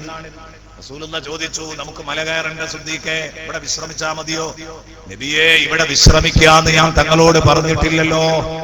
തങ്ങൾക്ക് ഇഷ്ടമാണെങ്കിൽ, തങ്ങൾക്ക് പൊരുത്തമാണെങ്കിൽ അഹ്മിലുക അലാ കാഹിനി യാ റസൂലല്ലാഹ്, നബിയേ, തങ്ങളെ എടുത്ത് ഞാൻ തോളിലിട്ടോളാം, തങ്ങളെ എടുത്ത് ഞാൻ തോളിലിട്ടോളാം. അങ്ങനെ സിദ്ദീഖുൽ അക്ബർ റളിയല്ലാഹു അൻഹു സയ്യിദുനാ റസൂലുള്ളാഹി, തന്നെക്കാൾ 2-2.5 വയസ്സ് കൂടുതലാ മുത്തുനബിക്ക്.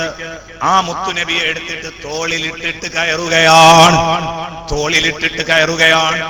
ഒരിക്കൽ സൗർ ഗുഹ കയറി ഇറങ്ങി വരുമ്പോ ഒരു പട്ടാണിയുണ്ട്, തന്റെ ഉമ്മയെ തോളിലിട്ട് കയറുന്നു. അതിങ്ങനെ കണ്ടപ്പോ എനിക്ക് ഓർമ്മ വന്നത്, ബഹുമാനപ്പെട്ട സിദ്ദീഖുൽ അക്ബർ അന്ന് തിരുനബിയെ തോളിലിട്ട മല കയറുന്ന രംഗമാണ്. സുബ്ഹാനല്ലാഹ്.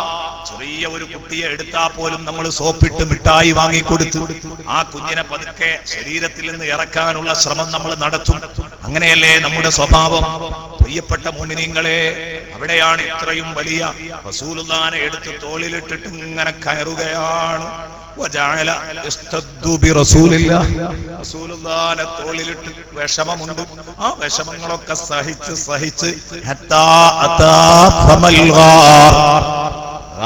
സൗറിന്റെ ഗുഹാമുഖത്ത് എത്തുന്നത് വരെ മുത്തുനബിയെ തോളിലിട്ട് നീണ്ടു വലിഞ്ഞു കയറുന്നു ബഹുമാനപ്പെട്ട സയ്യിദുനാ അബൂബക്കറിന് സിദ്ദീഖ്.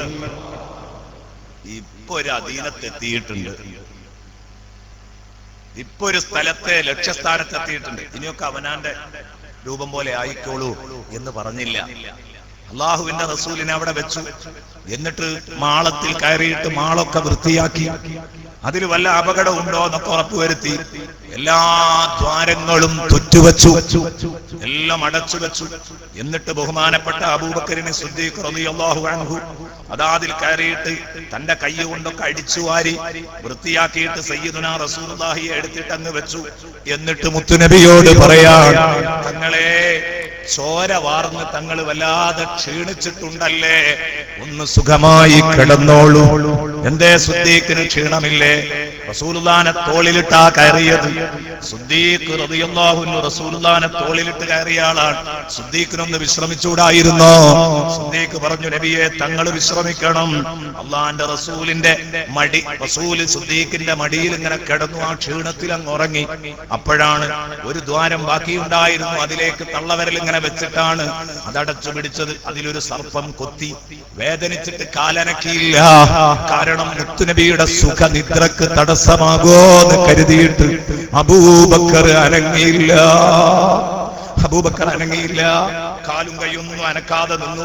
പക്ഷേ കാലും കൈയൊക്കെ നിയന്ത്രിച്ചപ്പോഴും അബൂബക്കർ റളിയല്ലാഹു അൻഹുവിന് തന്റെ കണ്ണുകളെ നിയന്ത്രിക്കാൻ കഴിഞ്ഞില്ല. കണ്ണിൽ നിന്ന് വെള്ളമൊലിച്ചു. മടിയിൽ കിടക്കുന്ന മുത്തുനബിയുടെ പൂമുഖത്തേക്ക് വെള്ളം വീണു.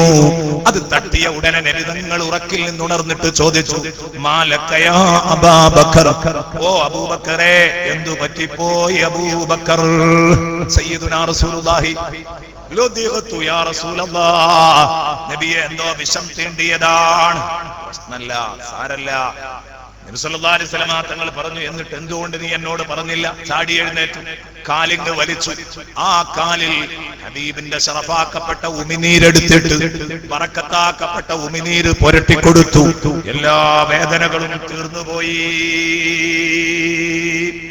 അബൂബക്കർ റളിയല്ലാഹു അൻഹുവിനോട് പറഞ്ഞു, യാ അബൂബക്കർ ലാ തഹ്സൻ ഇന്നല്ലാഹ മഅനാ. അബൂബക്കർ ടെൻഷൻ അടിക്കരുത്, അല്ലാഹു നമ്മളോടൊപ്പം ഉണ്ട് ട്ടോ, പേടിക്കണ്ട പേടിക്കണ്ട. എന്റെ പ്രിയപ്പെട്ട സുഹൃത്തുക്കളെ, ഇതാണത്രേ ആ രാവ്. റളിയല്ലാഹു അൻഹു മദീനത്തെ പള്ളി എന്ന് പറയാൻ. ആ ഒരു രാവിൽ അല്ലാഹുവിന്റെ റസൂലിന് വേണ്ടി എല്ലാം സഹിച്ച കൂട്ടുകാരനാണ് സിദ്ദീഖ്. ആ ഒരു രാത്രി സിദ്ദീഖ് റസൂലുള്ളാഹിക്ക് വേണ്ടി ചെയ്ത ഖിദ്മയുടെ കൂലി എനിക്ക് തരികയാണെങ്കിൽ ഉമറിന്റെ ജീവിതം മുഴുവൻ കൊണ്ട് കൊടുത്തോളാം. അപ്പൊ എത്രയാണ് സിദ്ദീഖ് റളിയല്ലാഹു അൻഹുവിന്റെ ബഹുമാനം?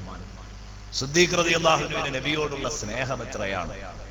ആ ഒരു രാത്രി മാത്രം തന്നാ മതി, പിന്നെ ഒരു പകലും. ആ പകല് പറഞ്ഞത് റസൂലുള്ളാഹി വഫാത്തായ പകലാണ്.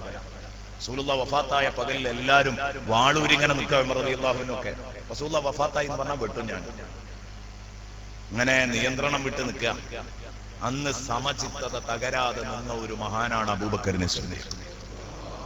ആണത്തത്തോടെ പതറാതെ കൈകാര്യം ചെയ്തു കാര്യങ്ങളൊക്കെ. അന്നത്തെ അബൂബക്കർ സിദ്ദീഖിന്റെ കരുത്തും സമചിത്തതയും ആ രാത്രി അബൂബക്കർ സിദ്ദീഖ് മുത്തുനബിക്ക് നൽകിയ ഖിദ്മയും, ഇത് രണ്ടും എനിക്ക് ഇന്ന് തരികയാണെങ്കിൽ, കാരണം ആ ഒരു പകലില്ലായിരുന്നെങ്കിലും കഥ കഴിയും. എല്ലാവരും കൂടെ പരസ്പരം വെട്ടിയും മരിച്ചും പോയാൽ കഴിഞ്ഞില്ലേ മുസ്ലിമീങ്ങളുടെ കഥ? റസൂലുള്ളാഹി വഫാത്തായി എന്ന് പറയാൻ പറ്റില്ല എന്ന് പറഞ്ഞാൽ ആകെ ബുദ്ധിമുട്ടല്ലേ? അവിടെയാണ് അബൂബക്കർ സിദ്ദീഖ് റളിയല്ലാഹു അൻഹു വന്നിട്ട് ഇടപെടുന്നതും ആയത്തോടുന്നതും ഒക്കെ. സമയം നീളുന്നു കരുതിയിട്ടാണ് ആ വിഷയങ്ങളിലേക്കൊന്നും കടന്നു വരാത്തത്. പ്രിയപ്പെട്ട സുഹൃത്തുക്കളെ, ഞാൻ പറഞ്ഞു വന്നത് ബഹുമാനപ്പെട്ട സയ്യിദുനാ അബൂബക്കറിനെ സിദ്ദീഖ് റളിയല്ലാഹു അൻഹുവിൽ നിന്ന് നമുക്ക് പഠിക്കാനുള്ള പാഠം തെളിഞ്ഞ സ്നേഹമാണ്. തെളിഞ്ഞ സ്നേഹമാണ്. അല്ലാഹു റബ്ബുൽ ഇസ്സത്ത് അബൂബക്കർ സിദ്ദീഖ് റളിയല്ലാഹു അൻഹുവിന്റെ ബറക്കത്ത് കൊണ്ട് ആശിഖീങ്ങളുടെ ലിസ്റ്റിൽ അല്ലാഹു നമ്മളെ പെടുത്തി തരും. ആശിഖീങ്ങൾ ധാരാളം ഒത്തുകൂടിയ സദസ്സ്. എന്നും തിരുനബിയുടെ മദ്ഹ് പറയാ, തിരുനബിയെ സ്നേഹിക്കുക, തിരുനബി സല്ലല്ലാഹു അലൈഹി വസല്ലമ തങ്ങളോട് സന്തോഷം പ്രകടിപ്പിക്കുക. ഇതാണ് മുഅ്മിനീങ്ങൾക്ക് വേണ്ടത്. ഒന്നാമത്തെ ബദരി നമുക്ക് നൽകുന്ന പാഠം ഇതാണ്. ഇനി ബഹുമാനപ്പെട്ട സയ്യിദുനാ ഉമർ ഇബ്നുൽ ഖത്താബ്, രണ്ടാമത്തെ ബദരി അസ്മാഉൽ ബദർ തങ്ങൾ വായിക്കുമ്പോൾ രണ്ടാമത്തെ ആൾ അബൂബക്കർ റളിയല്ലാഹു അൻഹു, ഉമർ റളിയല്ലാഹു അൻഹു. പറയാൻ എത്രയേറെയുണ്ട് ഉമർ റളിയല്ലാഹു അൻഹുവിനെ കുറിച്ച്. എങ്ങനെയാണ് പറയേണ്ടത്, എവിടെ നിന്ന് തുടങ്ങണം, എവിടെ അവസാനിപ്പിക്കണം എന്നൊന്നും എന്റെ പ്രിയപ്പെട്ട സുഹൃത്തുക്കളെ ഒരു ഐഡിയയും കിട്ടുന്നില്ല. കാരണം സമയം നോക്കിയിട്ട് ഇപ്പൊ നിർത്താനായി, നമ്മൾ തുടങ്ങിയിട്ടില്ല. അബൂബക്കർ റളിയല്ലാഹു അൻഹുവിനെ പറഞ്ഞു തുടങ്ങിയിട്ടേ ഉള്ളൂ. ഇതാ ഞാൻ പറഞ്ഞത്, ബദരീങ്ങളെ പറഞ്ഞു തീർക്കാൻ കഴിയില്ല, ഉറപ്പാണ് ആ കാര്യം. ഉമർ റളിയല്ലാഹു അൻഹുവിനെ പറ്റി പറയുമ്പോൾ ഒറ്റ വാക്കിൽ ചുരുക്കുന്നു ഞാൻ. ഉമർ റളിയല്ലാഹു അൻഹു തികഞ്ഞ നീതിയായിരുന്നു. ഉമർ റളിയല്ലാഹു അൻഹുവിൽ നിന്ന് നമുക്ക് പകർത്താനുള്ള പാഠം, ധീരമായ ഇടപെടലുകളായിരുന്നു ഉമർ റളിയല്ലാഹു അൻഹുവിൽ നിന്ന് പകർത്താനുള്ള പാഠം. ഉമർ റളിയല്ലാഹു അൻഹുവിന്റെ നാക്കിലൂടെ, ഉമർ റളിയല്ലാഹു അൻഹുവിന്റെ ചിന്തക്കനുസരിച്ച് നബി തങ്ങൾ പറഞ്ഞതാ, ഇന്നല്ലാഹ ജഅലൽ ഹഖ്ഖ അലാ ലിസാനി ഉമർ വ ഖൽബി. ഉമറിന്റെ നാക്കിലൂടെയും ഉമറിന്റെ ഖൽബിലൂടെയും അല്ലാഹു ഹഖ് ലോകത്ത് സ്ഥാപിച്ചു എന്ന് പറഞ്ഞാൽ ഉമർ റളിയല്ലാഹു അൻഹു പറയുന്നതും ചിന്തിക്കുന്നതും തെറ്റാകൂല. അതല്ലേ അതിന്റെ അർത്ഥം? ഉമർ റളിയല്ലാഹു അൻഹുവിന്റെ നാക്കിലൂടെയും ഖൽബിലൂടെയും ഹഖ് സ്ഥാപിച്ചു എന്ന് പറഞ്ഞാൽ ഉമർ റളിയല്ലാഹു അൻഹു പറഞ്ഞതും ചിന്തിച്ചതും തെറ്റാവൂല. ഇതിൽ എന്തൊക്കെ പാഠം പഠിക്കാനുണ്ട്? ബദരീങ്ങളെ ചർച്ച ചെയ്യുമ്പോൾ രണ്ടാമത്തെ ബദരിയായ ഉമർ ഇബ്നുൽ ഖത്താബിൽ നിന്ന് നമുക്ക് പഠിക്കാനുള്ള പാഠം ഒന്ന് നമ്മുടെ ആദർശബോധമാണ്. സയ്യിദുനാ ഉമർ ഇബ്നുൽ ഖത്താബ് റളിയല്ലാഹു അൻഹുവിന്റെ കാലഘട്ടത്തിലാണ് നമ്മുടെ ഇബ്രാഹിം മഖാം മാറ്റി സ്ഥാപിക്കുന്നത്. ആദ്യം ഇബ്രാഹിം മഖാം കഅബത്തിന്റെ ചുമരിനോട് ചേർന്നായിരുന്നു ഉണ്ടായിരുന്നത്. പിന്നെ അത് ഇങ്ങോട്ട് വെക്കാൻ കാരണം എന്താ വെച്ചാൽ, തവാഫ് ചെയ്യുന്നവർക്കും നിസ്കരിക്കുന്നവർക്കും ആളുകൾ അധികരിക്കുമ്പോൾ നിസ്കരിക്കുന്നവർക്ക് ഇബ്രാഹിം മഖാമിന്റെ പിന്നിൽ നിന്ന് നിസ്കരിക്കുമ്പോൾ ഒരു തടസ്സാകരുത് എന്ന് കരുതിയിട്ട് അങ്ങനെയാണ് എന്ത് ചെയ്തത്, മുറ്റത്തേക്ക് കുറച്ച് വിശാലായിട്ട് മഖാഫിലേക്ക് ഇന്ന് കൊണ്ടുവരുന്നത്. ഇത് പോയി കണ്ടോൽക്കേ വേഗം തിരിയുള്ളൂ, അവർക്ക് വേഗം മനസ്സിലാവും എന്താണ് ഇതിലുള്ളത്. മഖാമു ഇബ്രാഹിം, ഇബ്രാഹിം നബി അലൈഹിസ്സലാമിന്റെ ഫുട് പ്രിന്റ് ആണ്, അല്ലെ? കാൽപാദം പതിഞ്ഞു. അത് ശരിക്കും ഇപ്പോഴും അവിടെ കാണാം, ഒരു ചില്ലിന്റെ കൂട്ടിൽ ഇങ്ങനെ വെച്ചിരിക്കുകയാണ്. ആ മഖാമു ഇബ്രാഹിമിനെ കുറിച്ച് ഒരു ചർച്ച റസൂലുള്ളാഹി സ്വല്ലല്ലാഹു അലൈഹി വസല്ലം ഉള്ള കാലത്ത്, അന്ന് കഅബയുടെ ചുമരിനോട് ചേർന്നാ കിടക്കുന്നത്. ബഹുമാനപ്പെട്ടവർ ചോദിച്ചു, അനഖൂമു ഖൽഫൽ മഖാമി യാ റസൂലല്ലാഹ്. നബിയെ, ഇബ്രാഹിം മഖാം എന്ന് പറഞ്ഞാൽ എത്ര വലിയ അത്ഭുതമാണ് തങ്ങളെ. കഅബാലയത്തിന്റെ പണി ഇങ്ങനെ നടക്കുമ്പോ ഉയരം കിട്ടാത്തപ്പോ കല്ല് സ്വയം നീണ്ടു, പിന്നെ അത് പടുത്തു കഴിഞ്ഞാൽ കല്ല് സ്വയം താവും. എന്നിട്ട് അടുത്ത കല്ലെടുത്തിട്ട് ഈ കല്ലുമ്മ നിന്നാൽ കല്ല് പൊങ്ങും. ലിഫ്റ്റ് സൗകര്യം ബഹുമാനപ്പെട്ട ഇബ്രാഹിം നബി അലൈഹി സ്വലാം ആസ്വദിച്ച കല്ല. ഈ കല്ല് ഇന്നും ഇബ്രാഹിം നബിയുടെ ആ പാദമുദ്ര അവിടെ പതിഞ്ഞുകൊണ്ട് ഇന്നും അവിടെ കിടക്കുക, അടയാളം. ഇത് വലിയ ഒരു പാഠമാണ്, വലിയ ഒരു ഖുദ്റത്താണ്. അള്ളാഹുവിന്റെ ഖുദ്റത്ത് പടച്ചോ നേരിട്ട് കാണിച്ചു തരാൻ ഈ ഇബ്രാഹിം മഖാമിന്റെ പിന്നിൽ ഞങ്ങൾ ബഹുമാനത്തോടെ ഒന്ന് ആലോചിച്ച് നിൽക്കട്ടെ. യാ റസൂലല്ലാഹ്, ചോദ്യം ഉമർ ഇബ്നുൽ ഖത്താബിന്റെ നബിതങ്ങൾ പറഞ്ഞു, ഓക്കേ ആവാന്ന് പറഞ്ഞു നബിതങ്ങൾ. കാരണം എന്താ, ചരിത്രങ്ങളൊക്കെ ഒന്ന് ആലോചിച്ച് ഇബ്രാഹിം മഖാമിന്റെ പിന്നിൽ ഇങ്ങനെ നിൽക്കുമ്പോ ഈമാൻ കൂടുതലേ ഉള്ളൂ. നിന്നോത് അങ്ങനെ എല്ലാവരും ഇബ്രാഹിം മഖാമിന്റെ പിറകിലൊന്ന് നിൽക്കാൻ തുടങ്ങി. കുറച്ചു കഴിഞ്ഞപ്പോ ബഹുമാനപ്പെട്ട സിദ്ദീഖുൽ അക്ബർ റളിയല്ലാഹു അൻഹുവിന്റെ ചോദ്യം, അഫലാ നത്തഖിദുഹു മുസല്ലൻ യാ റസൂലല്ലാഹ്. നബിയെ, ഞങ്ങൾ ഇബ്രാഹിം മഖാമിന്റെ പിറകിൽ നിന്ന് നിസ്കരിച്ചോട്ടെ. അടുത്ത ചോദ്യം, ഇബ്രാഹിം മഖാമിനെ ഞങ്ങൾ മുസല്ലയാക്കട്ടെ, ഞങ്ങൾ അതിന്റെ പിറകിൽ നിന്ന് നിസ്കരിച്ചോട്ടെ എന്ന് സയ്യിദുനാ റസൂലുള്ളാഹിയോട് ചോദിച്ചു. എന്താ ഈ ചോദിച്ച ചോദ്യത്തിന്റെ അർത്ഥം? ഇബ്രാഹിം നബി അലൈഹിസ്സലാമിന്റെ പാദമുദ്ര പതിഞ്ഞ ആ സ്ഥലത്തേക്ക് ഞങ്ങളൊന്ന് നെറ്റിത്തടം വെച്ചോട്ടെ. ചോദ്യം, അഫലാ നത്തഖിദുഹു മുസല്ല. അല്ലാഹുവിന്റെ റസൂൽ സല്ലല്ലാഹു അലൈഹി വസല്ലമ തങ്ങളൊന്നും പ്രതികരിക്കുന്നില്ല. കാരണം നിസ്കരിക്കട്ടെ എന്ന് ചോദിച്ചപ്പോ അല്ലാഹുവിന്റെ റസൂലൊന്നും പറഞ്ഞില്ല. അപ്പോഴാണ് ബഹുമാനപ്പെട്ട ജിബ്രീൽ അലൈഹിസ്സലാം ആയത്തുമായി ഇറങ്ങി വരുന്നത്. വത്തഖിദൂ മിൻ മഖാമി ഇബ്രാഹീമ മുസല്ലാ. ഇബ്രാഹിം മഖാമിന്റെ പിറകിൽ നിങ്ങൾ നിസ്കരിക്കുക മുഅ്മിനീങ്ങളെ. അല്ലാഹുവിന്റെ റസൂൽ പറഞ്ഞു നിസ്കരിച്ചു. നിങ്ങളെ എന്തേ ഈ മഹാനെ ഓർത്തുകൊണ്ട് ആ പാദമുദ്രയുടെ ചുവട്ടില് സുജൂദ് ചെയ്തെങ്കിൽ അത് ശിർക്കല്ല. അല്ലാഹുവിന് വേണ്ടി സുജൂദ് ചെയ്തെങ്കിൽ ആ ഇബ്രാഹിം നബി അലൈഹി സ്വലാമിനെ ബഹുമാനിക്കുകയും ആദരിക്കുകയും ചെയ്യലാണത്. സുജൂദ് പടച്ചോനാണ്, പക്ഷേ അത് ഇതിന്റെ പിറകിൽ നിന്നാവുക. ഇത് ശിർക്കല്ല എന്ന് പഠിപ്പിക്കുകയാണ്. ഞാൻ പറഞ്ഞു വരുന്നത് ബഹുമാനപ്പെട്ട ഉമർ ഇബ്നുൽ ഖത്താബ് എന്ന രണ്ടാമത്തെ ബദരിയിലൂടെ നമുക്ക് കിട്ടുന്ന പാഠം മഹാന്മാരെ ആദരിക്കൽ ശിർക്കല്ല എന്ന പാഠമാണ്. മഹാന്മാരെ ആദരിക്കൽ ശിർക്കല്ല എന്ന പാഠമാണ്. നോക്കൂ നിങ്ങൾ, ആ ചോദ്യവും ഉത്തരവും ഒക്കെ എത്ര കറക്റ്റാ. റസൂലിനൊന്നും മിണ്ടാതെ ഇങ്ങനെ നിൽക്കുകയാണ്. അപ്പോഴാ ജിബ്രീൽ ഇങ്ങനെ ഇറങ്ങി വരുന്നത്. സ്വഹീഹായ ഹദീസ്, ആർക്കും വിമർശിക്കാൻ കഴിയില്ല, ഒരു കുട്ടികൾക്കും വിമർശിക്കാൻ കഴിയില്ല. ഇതൊന്നും ബഹുമാനപ്പെട്ട അല്ലാമ അൽ ഹാഫിദ് ഇബ്നു കസീർ ഒക്കെ എത്ര ഭംഗിയായിട്ടാണ് ഇത് അവതരിപ്പിച്ചത്. ആ സംഭവങ്ങളൊക്കെ നബി സല്ലല്ലാഹു അലൈഹി വസല്ലം തങ്ങളോട് ചോദിക്കുന്നതും അതിന്റെ അനുമതി വരുന്നതുമായ ചിത്രങ്ങൾ അല്ലെങ്കിലും ഉമർ റളിയല്ലാഹു അൻഹുവിന്റെ നാക്കിലൂടെയും കൽബിലൂടെയും ഹക്ക് പുലരുന്ന അല്ലാഹ് പറഞ്ഞിട്ടുണ്ടെങ്കിൽ ഉമർ റളിയല്ലാഹു അൻഹുവിന്റെ ശൈലിയെ വിമർശിക്കുന്നവർ എത്ര മോശക്കാരാണ്. ഇപ്പോ റമദാനാകാലം അല്ലേ, റമദാനാകാലം ഉമർ റളിയല്ലാഹു അൻഹു 20 റക്അത്ത് തറാവീഹ് നിസ്കരിച്ചത് എന്ന കാര്യത്തിൽ ബിദ്അത്തുകാർക്ക് പോലും അഭിപ്രായ വ്യത്യാസമല്ല. അവരും പറയുന്നു ഉമർ റളിയല്ലാഹു അൻഹു 20 റക്അത്താണ് തറാവീഹ് നിസ്കരിച്ചത്, തർക്കല്ല. പക്ഷേ റസൂലുള്ള റമദാനും റമദാൻ അല്ലാത്ത കാലത്തും 11നേക്കാൾ കൂട്ടിയിട്ടില്ല എന്ന് പറഞ്ഞിട്ട് ആ ഹദീസ് ഓതിയിട്ട് അത് വിത്റിനെ കുറിച്ച് പറഞ്ഞതാണ്. ആ ഹദീസ് ഓതിയിട്ട് അത് 8 3 11 8 തറാവീഹും 3 വിത്റുമാണ് എന്ന് പറഞ്ഞിട്ട് വളച്ചൊടിക്കുന്നവര് ഉമറിനേക്കാൾ വലുത് ആയിഷ ബീവി പറഞ്ഞ ഹദീസാണ് എന്ന് പറഞ്ഞ് മുന്നോട്ട് പോകുന്നവർ.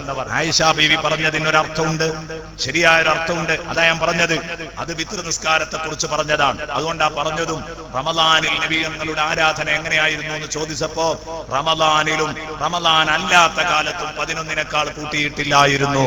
റമദാൻ അല്ലാത്ത കാലത്തും അത് കൂട്ടി പറയാൻ കാരണം അതായിരുന്നു. ഈ ചോദ്യം തറാവീഹിനെ പറ്റിയല്ല എന്ന് മനസ്സിലാക്കാൻ വേണ്ടിയാണ് ഞാൻ പറഞ്ഞു വരുന്നത്. ബഹുമാനപ്പെട്ട ഉമർ റളിയല്ലാഹു അൻഹു 20 നിസ്കരിച്ചത് എന്ന് ഉറപ്പല്ലേ? അപ്പോൾ ഉമർ റളിയല്ലാഹു അൻഹുവിനോട് നബി തങ്ങൾ പറഞ്ഞതോ, ഉമർ റളിയല്ലാഹു അൻഹുവിനെ പറ്റി പറഞ്ഞതോ, ഇന്നല്ലാഹ ജഅലൽ ഹഖ്ഖ അലാ ലിസാനി ഉമർ വ ഖൽബി, ഉമറിന്റെ നാക്കിലൂടെയും ഉമറിന്റെ കൽബിലൂടെയും ഹഖ് മാത്രമാണ് അല്ലാഹു പുലർത്തുക എന്ന മുത്തുനബി നുബുവത്തിന്റെ തിരുനാക്ക് കൊണ്ട് ഓഫർ പറഞ്ഞിട്ടുണ്ടെങ്കിൽ ഉമറിന് പിടക്കൂല എന്ന് മനസ്സിലാക്കിയ ലോകത്തുള്ള മുഴുവൻ ഇമാമിയങ്ങളും പറഞ്ഞു തറാവീഹ് 20 റക്അത്ത് തന്നെയാ, 8 അല്ല. ആ ഹദീസിന്റെ പിറകെ ആരും പോയില്ല. ഇനി ആരോ പോകുന്നുണ്ടെങ്കിൽ ഒന്ന് മാത്രമേ പറയാനുള്ളൂ. അള്ളാഹുവിന്റെ റസൂല് പറഞ്ഞു, ഉമറേ, നിങ്ങൾ ഒരു വഴിയിൽ കടന്നാൽ പിശാച് ആ വഴിയിലൂടെ വരൂല, മൂപ്പര് വേറെ വഴിക്ക് പോകുന്നു. അത് മാത്രമേ അതേക്കുറിച്ച് പറയാനുള്ളൂ. ഉമർ റളിയല്ലാഹുവിന്റെ വഴിയിൽ നിന്ന് വ്യതിചലിച്ചു പോകുന്നവർ, ഇദാ സലകത ത്വരീഖൻ വസലക ശൈത്വാനു ഫീഹി സലക ഫജ്ജൻ ഗൈറ ഫജ്ജിക യാ ഉമർ, ഉമറേ, നിന്റെ വഴിയല്ലാത്ത മറ്റൊരു വഴി പിശാച് നോക്കിക്കളയും. ഇത്ര മാത്രമേ എന്റെ പ്രിയപ്പെട്ട സുഹൃത്തുക്കളെ ഇതേക്കുറിച്ച് പറയാനുള്ളൂ. അപ്പൊ അതുകൊണ്ട് അള്ളാഹുവിന്റെ മാർഗം അത് 20 റക്അത്ത് തറാവീഹ് നിസ്കരിക്കലാണ്, തർക്കമില്ല. രണ്ടാമത്തെ ബദരിയായ സയ്യിദുനാ ഉമർ ഇബ്നു ഖത്താബിൽ നിന്ന് നമുക്ക് പഠിക്കാനുള്ള പാഠമാണ്.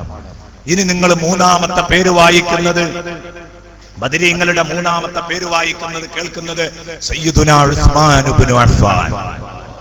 അതും കൂടെ പറഞ്ഞു നിർത്താം, കാരണം സമയം പാടുമായിട്ടുണ്ട്. ആ ബോധത്തോടു കൂടെ തന്നെയാണ് ഞാൻ മുന്നോട്ട് പോകുന്നത്, അതുകൊണ്ട് നിർത്തുകയാണ്. സയ്യിദുനാ ഉസ്മാൻ ഇബ്നു അഫ്ഫാൻ റളിയല്ലാഹു അൻഹു. ഇത് പറയുമ്പോൾ ഒരു ചെറിയ വിഷയം, ഉസ്മാൻ ഇബ്നു അഫ്ഫാൻ എങ്ങനെയാണ് ബദരീങ്ങളിൽ പെട്ടത്? ഇത് നമ്മൾ പഠിച്ചിരിക്കേണ്ട ഒരു കാര്യമാണ് അല്ലെ. ബദറിൽ ഇപ്പോ ഇന്നലെ തങ്ങൾ വായിച്ചപ്പോ ബദരീങ്ങളെ പേര് വായിച്ചപ്പോൾ ഉസ്മാൻ ഇബ്നു അഫ്ഫാനെ മൂന്നാമതായിട്ട് വായിച്ചു. ഈ ഉസ്മാൻ ഇബ്നു അഫ്ഫാൻ എങ്ങനെയാ ബദരീങ്ങളിൽ വരുന്നത് ചിന്തിച്ചിട്ടുണ്ടോ? ബദറിൽ ആര് പങ്കെടുത്തിട്ടില്ല? ഉസ്മാൻ ഇബ്നു അഫ്ഫാൻ പങ്കെടുത്തിട്ടില്ല. സംഗതി ഉസ്മാൻ ഇബ്നു അഫ്ഫാൻ ആരാണ്? ബദരിയാണ്. ഇതെന്തുകൊണ്ട്? ഉസ്മാൻ ഇബ്നു അഫ്ഫാനോട് വിരോധമുള്ള ഒരു ശത്രു ഒരിക്കൽ മക്കത്തെ ഹജ്ജിന് വന്നു. ഖവാരിജുകളുടെ കൂട്ടത്തിൽപ്പെട്ട ഒരാൾ ഉസ്മാൻ ബിൻ അഫ്ഫാൻ റളിയല്ലാഹു അൻഹുവിന്റെ കാലഘട്ടത്തിൽ ആഭ്യന്തര കലഹങ്ങൾ തുടങ്ങിയിട്ടുണ്ട്, ഉള്ളിൽ നിന്ന് ശത്രുക്കൾ തുടങ്ങിയിട്ടുണ്ട്. പ്രിയപ്പെട്ട സുഹൃത്തുക്കളെ, ബഹുമാനപ്പെട്ട സയ്യിദുന ഉസ്മാൻ ബിൻ അഫ്ഫാൻ റളിയല്ലാഹു അൻഹുവിനെ പറ്റി പിൽക്കാലത്ത് ഉസ്മാൻ ബിൻ അഫ്ഫാൻ റളിയല്ലാഹു അൻഹുവിനെ മോശമായി ചിത്രീകരിക്കാൻ വേണ്ടി പിൽക്കാലത്ത് അബ്ദുല്ലാഹി ഇബ്നു ഉമറിനൊക്കെ പ്രായമായ കാലത്ത്, അപ്പോൾ ഉസ്മാൻ ബിൻ അഫ്ഫാന്റെ ഭരണകാലത്തല്ല, ഇതൊക്കെ കഴിഞ്ഞു പോയിട്ട് അബ്ദുല്ലാഹി ഇബ്നു ഉമറിന് അങ്ങേയറ്റത്തെ പ്രായം എത്തിക്കിടക്കുന്ന സമയത്ത് ഒരാള് മക്കത്ത് ഹജ്ജിന് വന്നു. ഉസ്മാൻ ഇബ്നു മൗഹിബ് റളിയല്ലാഹു അൻഹു പറയാണ്, ജാഅ റജുലുൻ മിൻ അഹ്ലി മിസ്ർ, മിസ്റിൽ നിന്നൊരാള് യഹുജ്ജുൽ ബൈത ഹജ്ജ് ചെയ്യാൻ വേണ്ടിയിട്ട് കഅബാലയത്തിൽ വന്നു. അപ്പോ കഅബത്തിന്റെ മുറ്റത്ത് കുറെ ആളുകൾ ഇങ്ങനെ ഇരിക്കുന്നത് കണ്ടു. അപ്പൊ അദ്ദേഹം വന്നിട്ട് ചോദിച്ചു, മൻ ഹൗലായിൽ ഖൗം, നിങ്ങൾ ആരാന്ന് ചോദിച്ചു. ഈ ഇരിക്കണോലോട്, ഈ ഇരിക്കുന്ന ടീം ഏതാന്ന് ചോദിച്ചു. അവര് പറഞ്ഞു, ഹൗലായി ഖുറൈശ്, ഇത് ഖുറൈശി തറവാട്ടുകാരാണ്. കുറെ പിറകിലാണ് ഈ സംഭവം. അപ്പൊ ഉടനെ തന്നെ ബഹുമാനപ്പെട്ടവരുടെ ചോദ്യം, ഈ മനുഷ്യന്റെ ചോദ്യം, ഈ ആഗതന്റെ ചോദ്യം, ഇയാള് ഉസ്മാൻ റളിയല്ലാഹു അൻഹുവിനെ മോശാക്കാനാണ് ഇയാളുടെ വെപ്പ്. ഇയാള് ചോദിച്ചു, മനിശൈഖു ഫീഹിം, ഈ ഖുറൈശികളുടെ കൂട്ടത്തിലുള്ള നേതാവാരാണ്? നിങ്ങളെ കൂട്ടത്തിൽ ഏറ്റവും തഴക്കവും പഴക്കവുമുള്ള പ്രായമുള്ള ആള് ആരാ നിങ്ങളുടെ കൂട്ടത്തിലുള്ളതൊന്ന് പറഞ്ഞു തരുമോ?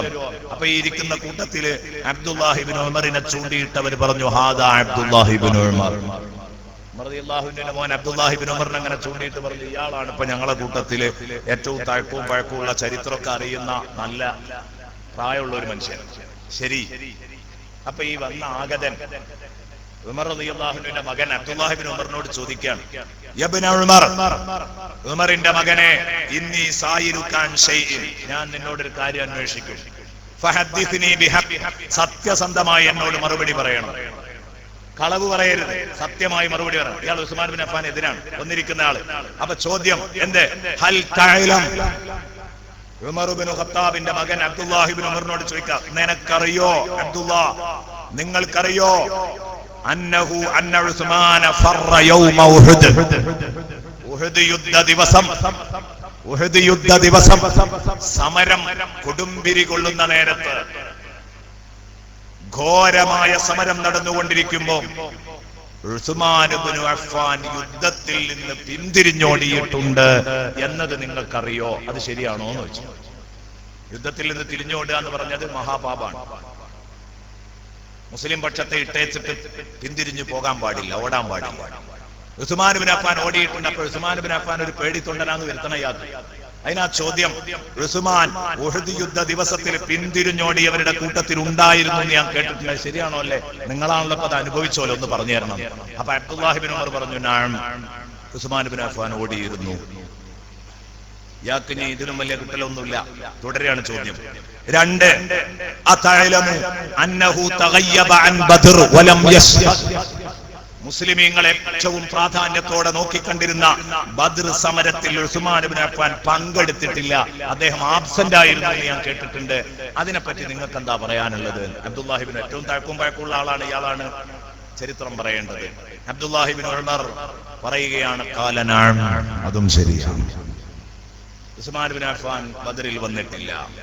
അടുത്ത ചോദ്യം, അതഅലമു അന്നഹു തഗയ്യബ അൻ ബൈഅത്തിർ റിദ്വാൻ, ബൈഅത്തുർ റിദ്വാൻ ചടങ്ങിൽ മക്കത്തേക്ക് അനുനയിപ്പിക്കാൻ വേണ്ടി, അനുനയത്തിന് വേണ്ടി, അനുനയ ചർച്ചയ്ക്ക് വേണ്ടി ഉസ്മാൻ ഇബ്നു അഫ്ഫാൻ റളിയല്ലാഹു അൻഹു റസൂലുള്ളാഹി പറഞ്ഞയച്ചു. അപ്പോഴേക്ക് ശത്രുക്കൾ ഉസ്മാൻ ഇബ്നു അഫ്ഫാനെ വധിച്ചു എന്നുള്ള വാർത്ത അങ്ങ് കൊടുത്തു. ഇവിടെ അവരോട് ഏറ്റുമുട്ടാൻ വേണ്ടി മുസ്ലിമീങ്ങൾ തയ്യാറാകുമ്പോൾ റസൂലുള്ളാഹി ശത്രുക്കളെ കണ്ടാൽ തിരിഞ്ഞോടൂല എന്ന് ഓരോരുത്തരും വന്നെന്റെ കയ്യിലടിച്ച് ധൈര്യം പകർന്നു തരണം എന്ന് പറഞ്ഞ് ബൈഅത്ത് ചെയ്ത ബൈഅത്തുർ റിദ്വാൻ. ഈ ബൈഅത്തുർ റിദ്വാൻ ചടങ്ങിലെ ബഹുമാനപ്പെട്ട ഉസ്മാൻ ഇബ്നു അഫ്ഫാൻ പങ്കെടുത്തിട്ടില്ല. കാരണം ഖുറൈശികളുടെ അടുത്തേക്ക് മുസ്ലിങ്ങളുടെ പ്രതീതിയായി പോയതാണ്. അപ്പോ ബൈഅത്തുർ റിദ്വാനിൽ ഉസ്മാൻ പങ്കെടുത്തിട്ടില്ല എന്ന് ഞാൻ കേട്ടിട്ടുണ്ട്, അത് ശരിയാണോ? ഖാല നഅം, അബ്ദുല്ലാഹി ഇബ്നു ഉമർ പറഞ്ഞു, അതും നിങ്ങൾ കേട്ടത് ശരി തന്നെയാണ്. ഖാല അല്ലാഹു അക്ബർ, അപ്പൊ ഈ മനുഷ്യൻ ഉറക്കെ പറഞ്ഞു, അല്ലാഹു അക്ബർ. മതി മതി, ഉസ്മാൻ ഒന്നിനും കൊള്ളാത്ത ആളാണ്. അത് പറയാനാണ് ഇയാൾ ഈ ചോദ്യമൊക്കെ ചോദിച്ചത്. ഉസ്മാൻ ഇബ്നു അഫ്ഫാനെ 2ാം നമ്പറാക്കി കാണിക്കാൻ വിട്ടില്ല. അബ്ദുല്ലാഹി ഇബ്നു ഉമർ പറഞ്ഞു, ഇവിടെ ഇരിക്കും, ഇനി നിങ്ങളോട് പറയാണ്ട് ഇതൊക്കെ ചോദിച്ചതിനുള്ള മറുപടിയാണ്. ഇനി ഇതിന്റെ വിശദീകരണം കേട്ടിട്ട് പോകണം. ഇതിന്റെ വിശദീകരണം കേട്ടിട്ട് പോയാ മതി. ഉബയ്യിൻ ലക, ഞാൻ നിനക്ക് വിശദീകരിച്ചു തരാം, ഇരിക്കൂ അവിടെ എന്ന് പറഞ്ഞിട്ട് പറഞ്ഞു, അമ്മാ ഫിറാറുഹു യൗമ ഉഹദ്. ഒരേ ഒരൊറ്റ വീക്ക്നെസ് മാത്രമേ പറയാനുള്ളൂ, ഒരു ദൗർബല്യം. ഉഹദ് യുദ്ധത്തിൽ ഏത് ചെയ്തു? വേദനയായപ്പോ ഓടിപ്പോയി. ഇതല്ലേ ഇപ്പൊ ഒരു പരാതി? വേദനയായപ്പോ ഓടിപ്പോയി. എന്നാൽ ഉഹദ് യുദ്ധത്തിൽ ഓടി എന്നതിനെ പറ്റി എനിക്ക് പറയാനുള്ളത്, ഫഅശ്ഹദു അന്നല്ലാഹ ഖദ് അഫാ അൻഹു. അല്ലാഹു റബ്ബുൽ ഇസ്സത്ത് ഉഹദ് സമരത്തിൽ ഓടിയവർക്ക് പടച്ച റബ്ബ് പുറത്തു കൊടുത്തിട്ടുണ്ട്. യുദ്ധത്തിൽ നിന്ന് തിരിഞ്ഞോടിയ ആളുകൾ ഇന്നല്ലദീന തവല്ലൗ എന്ന് പറഞ്ഞുകൊണ്ട് ഖുർആൻ പറയുന്നുണ്ട്. ഉഹദ് യുദ്ധത്തിൽ നിന്ന് തിരിഞ്ഞോടിയവരെ കുറിച്ച് അഫല്ലാഹു അൻഹും ഖുർആനിൽ കാണാം. അല്ലാഹു അവർക്ക് പുറത്തു കൊടുത്തിരിക്കുന്നു. അത് അല്ലാഹ് തന്നെ പുറത്തു കൊടുത്തിരിക്കുന്നു എന്നുള്ള വിഷയത്തിൽ പിന്നെ നിങ്ങൾ അതിങ്ങനെ ഇനി വർത്താനം പറയാൻ അല്ലാഹ് ഞാൻ മാപ്പാക്കിയിരിക്കുന്നു എന്ന് പറഞ്ഞ കേസിൽ നിങ്ങൾക്ക് ഇടപെടാൻ എന്ത് അവകാശമുണ്ട്? സയ്യിദുനാ ഉസ്മാൻ റളിയല്ലാഹു അൻഹു ബദർ യുദ്ധത്തിൽ ഉഹദ് യുദ്ധത്തിൽ തിരിഞ്ഞോടിയെങ്കിൽ അത് അല്ലാഹ് നേരിട്ട് പുറത്തു കൊടുത്ത കേസാണ്. പിന്നെ രണ്ടാമത്തേത് ബദർ യുദ്ധത്തിൽ പങ്കെടുത്തില്ല എന്നതാണ്. എന്നാ കേട്ടോ, ബദർ യുദ്ധത്തിൽ പങ്കെടുത്തിട്ടില്ല എന്നുള്ളത് ശരിയാണ്. അതിന്റെ കാരണം എന്താണെന്നറിയോ? ഫഇന്നഹു കാന തഹ്തഹു ബിന്തു റസൂലില്ലാഹ്. ബഹുമാനപ്പെട്ട റസൂലുള്ളാഹിയുടെ മകൾ റുഖയ്യ ബീവി ബഹുമാനപ്പെട്ട ഉസ്മാൻ ഇബ്നു അഫ്ഫാന്റെ ഭാര്യയായിരുന്നു. വക്കാനത്ത് മരീളത്തൻ, അവർ രോഗിയായിരുന്നു. ആ സമയത്ത് അല്ലാഹുവിന്റെ റസൂൽ ബദറിലേക്ക് പുറപ്പെടാൻ തയ്യാറായി നിൽക്കുന്ന ഉസ്മാനോട് പറഞ്ഞു, ഇന്നലക അജ്റ റജുലിൻ മിമ്മൻ ഷഹിദ ബദ്റൻ വസഹമ. ബദറിൽ പങ്കെടുത്ത ആളുടെ കൂലിയും ബദറിൽ പങ്കെടുത്ത ആളുടെ ഗനീമത്ത് സ്വത്തിന്റെ ഒരു ഊഴവും നിനക്ക് കിട്ടും. നീ ഭാര്യനെ നോക്കി ഇവിടെ കൂടിക്കോ. അവളെ പരിചരിക്കാൻ വേറെ ആരുമില്ല, എനിക്കിവിടെ നിൽക്കാൻ പറ്റൂല, അതുകൊണ്ട് നിങ്ങൾ ഇവിടെ നിൽക്കണം ഉസ്മാൻ. അതിന് നിങ്ങൾക്ക് ബദറിൽ പങ്കെടുത്ത കൂലി ഞാൻ തരാം. ബദറിൽ പങ്കെടുത്ത കൂലി. ഞാൻ ഇപ്പോഴും ഇങ്ങനെ ആലോചിക്കും, ഒരു വലിയ മുതലാളി, അദ്ദേഹം ബഹുമാനപ്പെട്ട കോയ ഉസ്താദിനെ ഒരു കല്യാണത്തിന് വിളിക്കാൻ പോയി. കോയ ഉസ്താദ് അങ്ങനെ കല്യാണത്തിനൊന്നും എല്ലാവരും വീട്ടിലും പോകില്ലായിരുന്നു. പക്ഷെ കോയ ഉസ്താദ് അങ്ങേയറ്റം സ്നേഹിക്കുന്ന ഒരു മുതലാളിയാണ്. അപ്പൊ അയാളോട് കോയ ഉസ്താദ് സന്തോഷത്തിന് വേണ്ടി പറഞ്ഞു, ഞാൻ കല്യാണത്തിന് വന്നില്ലെങ്കിലും വന്നേ കൂട്ടിയാൽ മതി, ഉസ്മാൻ തങ്ങൾ ബദറിൽ പങ്കെടുത്തിട്ടില്ല, പക്ഷേ ബദരിയാണ് കേട്ടോ എന്ന് പറഞ്ഞു. ഉസ്മാൻ തങ്ങൾ ബദറിൽ പങ്കെടുത്തിട്ടില്ല, പക്ഷേ ആള് ബദരിയാണ്, ബദരീങ്ങളുടെ കൂട്ടത്തിൽ പേര് കാണാം എന്നതുപോലെ ഞാൻ കല്യാണത്തിന് വന്നിട്ടുണ്ടെന്ന് കൂട്ടിയാൽ മതി.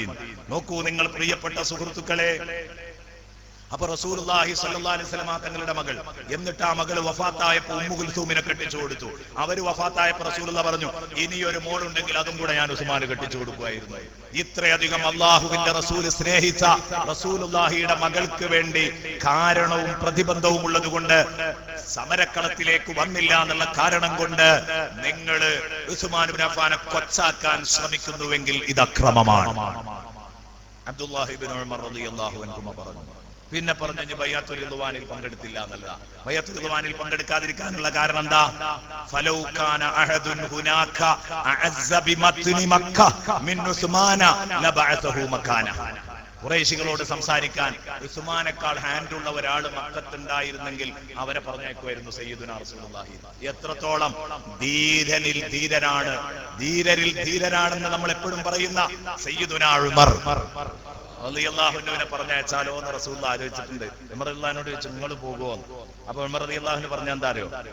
എന്റെ പിന്നിൽ നിന്ന് എനിക്ക് പ്രൊട്ടക്ഷൻ നൽകാൻ പറ്റുന്ന കുടുംബക്കാരും വേണ്ടപ്പെട്ടവരൊന്നും ഇല്ല നബിയെ എന്ന് പറഞ്ഞാൽ ചെറിയൊരു പേടി നിങ്ങൾ ഉസ്മാനെ വിട്ടാളി. ഉമർ റളിയല്ലാഹു അൻഹു അടക്കം പറഞ്ഞതാണ്. എന്ന് പറഞ്ഞാൽ ഉസ്മാൻ റളിയല്ലാഹു അൻഹു മാത്രമേ അതിന് യോഗ്യനായിട്ടുള്ളൂ. അതുകൊണ്ട് സയ്യിദുനാ റസൂലുള്ളാഹി ചർച്ചയ്ക്ക് വേണ്ടി മുശ്രിക്കുകളുടെ അടുത്തേക്ക് ഉസ്മാൻ ഇബ്നു അഫ്ഫാനെ വിട്ടു. അവരെങ്ങനെയാണ് ഉസ്മാൻ ഇബ്നു അഫ്ഫാനെ കൊണ്ട് നടന്നത്? സുബ്ഹാന മൻ ജല്ല ജലാലു, വലിയ അത്ഭുതമാണ്. അവിടെ എത്തിയപ്പോ അവര് ആദ്യമായിട്ട് രണ്ടു ഭാഗത്തും ബോഡി ഗാർഡുകൾ ഇങ്ങനെ നിന്നു. കാരണം ഏതെങ്കിലും ആളുകൾ ഉസ്മാൻ ഇബ്നു അഫ്ഫാനോട്, മുസ്ലിം പക്ഷത്തോട് ഇങ്ങനെ പതഞ്ഞു നിൽക്കുന്ന ഏതെങ്കിലും ഒരാൾ ഒരു കല്ലെറിഞ്ഞാൽ കഴിഞ്ഞില്ലേ? അപ്പോ ശരിക്ക് പ്രൊട്ടക്ഷൻ നൽകിയിട്ട് രണ്ടു ഭാഗത്തും ആളുകൾ മുന്നിലും. എന്നിട്ട് ഉസ്മാൻ റളിയല്ലാഹു അൻഹു അങ്ങനെ ആനയിച്ചു കൊണ്ടുപോയിന്ന കേരള യാത്രയൊക്കെ വന്നതുപോലെ ആനയിച്ചിങ്ങനെ കൊണ്ടുപോവുകയാണ്.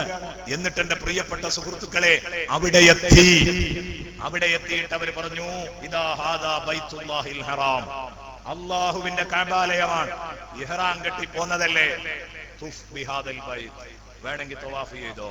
ഉടനെ തന്നെ പറഞ്ഞു, ലാ അതൂഫു ഹത്താ യതൂഫ റസൂലുള്ളാഹ്, അള്ളാന്റെ റസൂൽ അവിടെ നിൽക്കുകയാണ്. റസൂലുള്ള തവാഫ് ചെയ്യാതെ ഉസ്മാൻ തവാഫ് ചെയ്യൂല. ഉസ്മാൻ എല്ലാ അംഗീകാരവും അവർ വകവെച്ചു കൊടുത്തിട്ടുണ്ട്. പിന്നെന്താ, മുസ്ലിമീങ്ങളെ ചൊടിപ്പിക്കാൻ വേണ്ടിയാണ് ഉസ്മാനെ കൊന്നു എന്നുള്ള വാർത്ത, വ്യാജ വാർത്ത വിട്ടത്.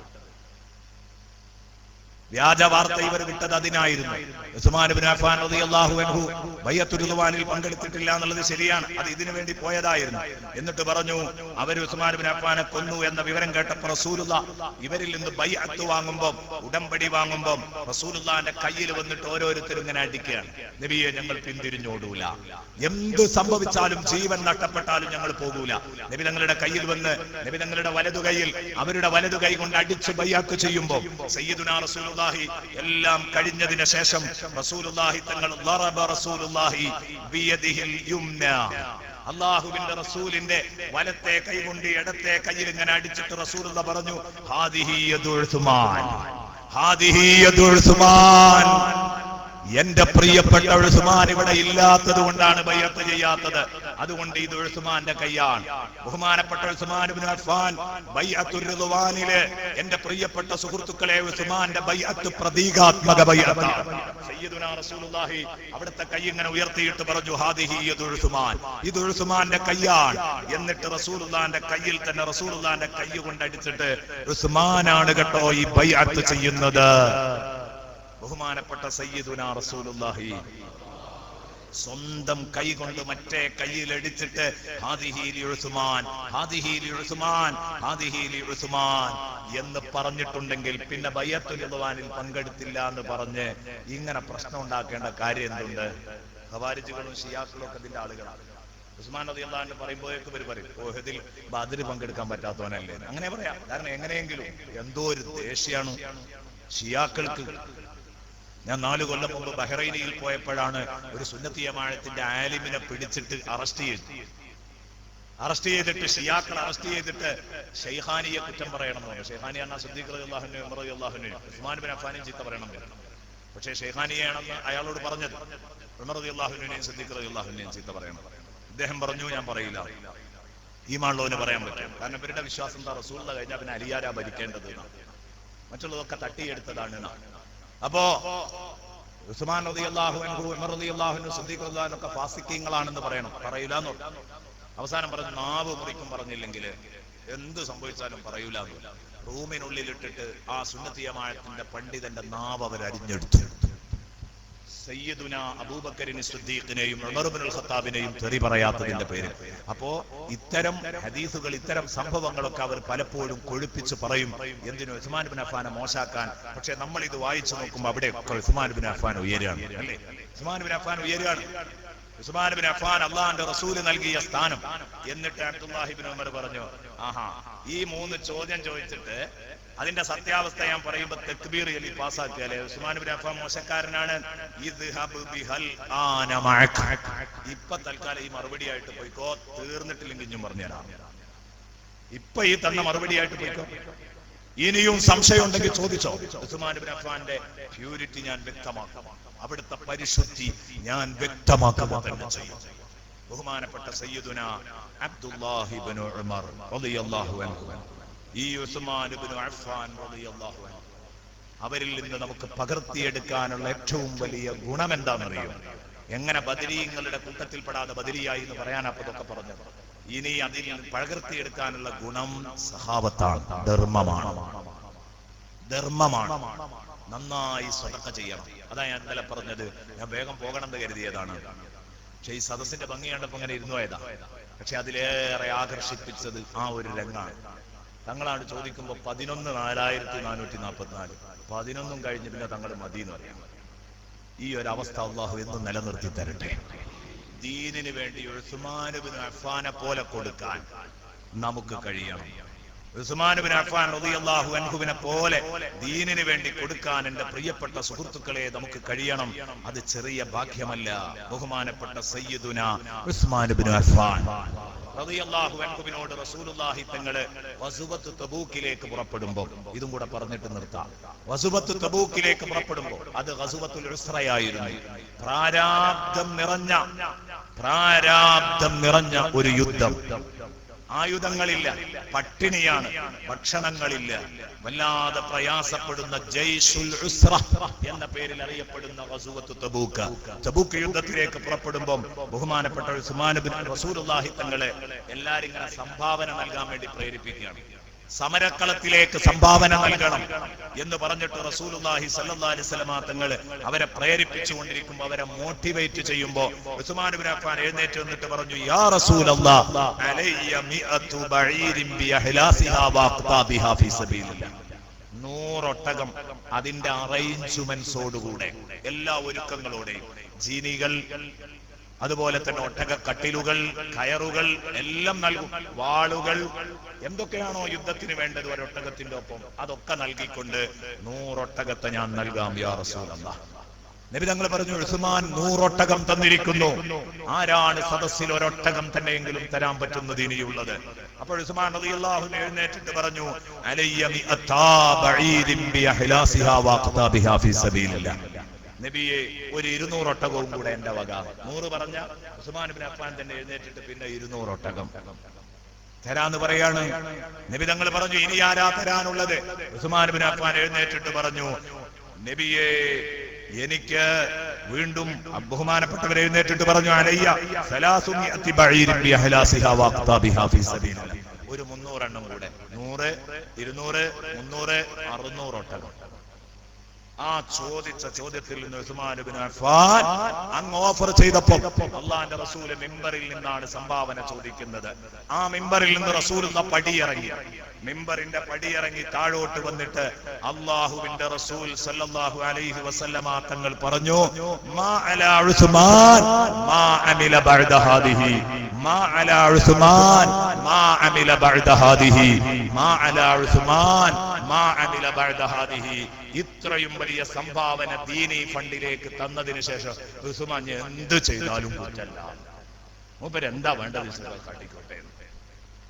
സഹാബുൽ ബദറിനോട് അല്ലാഹു മൊത്തം പറഞ്ഞതാ, യഅ്മലൂ മാ ശിഅ്തും. നിങ്ങൾ കണ്ടത് കൂട്ടിക്കോളി, നിങ്ങൾ കണ്ടത് കൂട്ടിക്കോളി. നിസ്കരിക്കേ നിസ്കരിക്കാതിരിക്കേ, നോമ്പ് നോൽക്കേ നോൽക്കാതിരിക്കേ, വ്യഭിചരിക്കേ വ്യഭിചരിക്കാതിരിക്കേ, കള്ള് കുടിക്കേ കുടിക്കാതിരിക്കേ, നിങ്ങൾ ഇഷ്ടം പോലെയൊക്കെ ആവാം. ഇതിങ്ങനെ കേൾക്കുമ്പോൾ നമുക്ക് ചെറിയൊരു വിഷമം ഉണ്ടാവും. അല്ലാഹ് പറഞ്ഞു, റസൂലുള്ളാഹിയാ പറയുന്നത്, ലഅല്ലല്ലാഹു തആല ഇലാ അഹ്ലി ബദരിൻ ഫഖാല യഅ്മലൂ മാ ശിഅ്തും ഖദ് ഗഫർതു ലക്കും. ഞാൻ നിങ്ങൾക്ക് പുറത്തു വന്നിരിക്കുന്നു, അഡ്വാൻസ് ആയിട്ട് പുറത്തു വന്നിരിക്കുന്നു, നിങ്ങൾ കണ്ടതുപോലെ ജീവിച്ചോളി. ഇത് മാത്രം മതി. ഏതിന്? അസ്ഹാബുൽ ബദറിന്റെ ബഹുമാനം പറയാൻ. ആ ഒറ്റ ഹദീസ്, ഞാൻ ഇന്നലെ ഓതി വെച്ച ഹദീസിലേക്ക് ഇപ്പോഴേ എത്തുന്നുള്ളൂ. ആ ഹദീസിലേക്ക് നിങ്ങൾ കണ്ടതുപോലെ കുട്ടിക്കോളി. ബഹുമാനപ്പെട്ട ഹസനുൽ ബസരി പറയാൻ, ഞാൻ 70 ബദരീങ്ങളെ കണ്ടിട്ടുണ്ട്. ഹസനുൽ ബസരി, ഞാൻ 70 ബദരീങ്ങളെ കണ്ടിട്ടുണ്ട്. ഒരു കറാഹത്ത് പോലും ചെയ്യുന്നത് എന്റെ ജീവിതത്തിൽ ഞാൻ കണ്ടിട്ടില്ല. ഇങ്ങനെയൊക്കെ പഠിച്ചവൻ പറഞ്ഞിട്ട് അതെന്തേ കാരണം?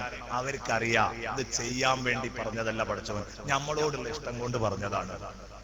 ഏത് പ്രതിസന്ധി ഘട്ടത്തിൽ ഒപ്പം നിന്നോലെ അള്ളാഹ് വല്ലാതെ ഓർക്കുകയാണ് സന്തോഷത്തോടെ.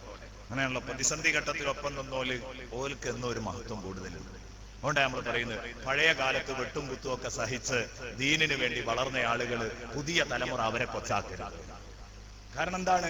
അവര് വളരെ പാടുപെട്ടിട്ടാണ് ദീനുണ്ടാക്കിയത്. നമ്മളതൊരു സ്റ്റാൻഡിങ്ങിൽ എത്തിയതിനു ശേഷം അവര് നിന്നിട്ട് ആളായതാണ്. അപ്പൊ അതുകൊണ്ട് പഴയ തലമുറയെ മറക്കാൻ പാടില്ല. അതെന്നും നല്ല ഒരു പാഠമാണ്. ഞാൻ പറഞ്ഞു വരുന്നത്, പ്രതിസന്ധി ഘട്ടത്തില് മുസ്ലിമീങ്ങൾ കുടുങ്ങിയ നേരത്ത് മുസ്ലിമീങ്ങളുടെ ഒപ്പം നിന്നവരാണ്, ഇസ്ലാമിനൊപ്പം നിന്നവരാണ് ബദരീങ്ങള്. ആ ബദരീങ്ങളോട് അല്ലാഹ് സന്തോഷം കൊണ്ട് പറഞ്ഞു, നിങ്ങൾക്ക് സ്വർഗത്തിലെ അവസ്ഥ നിങ്ങൾ വേണ്ടതുപോലെയൊക്കെ കാട്ടിക്കൂട്ടിക്കോളൂ. പക്ഷെ അവര് മനസ്സിലാക്കി നമ്മളോടുള്ള ഇഷ്ടം കൊണ്ട് പഠിച്ചവൻ പറഞ്ഞതാണ്. ഇത് കേട്ടുകാട്ടി നമ്മൾ തുണി അഴിച്ചിടാൻ പറ്റൂല. അവര് മനസ്സിലാക്കി, അവര് കൃത്യമായി ജീവിച്ചു.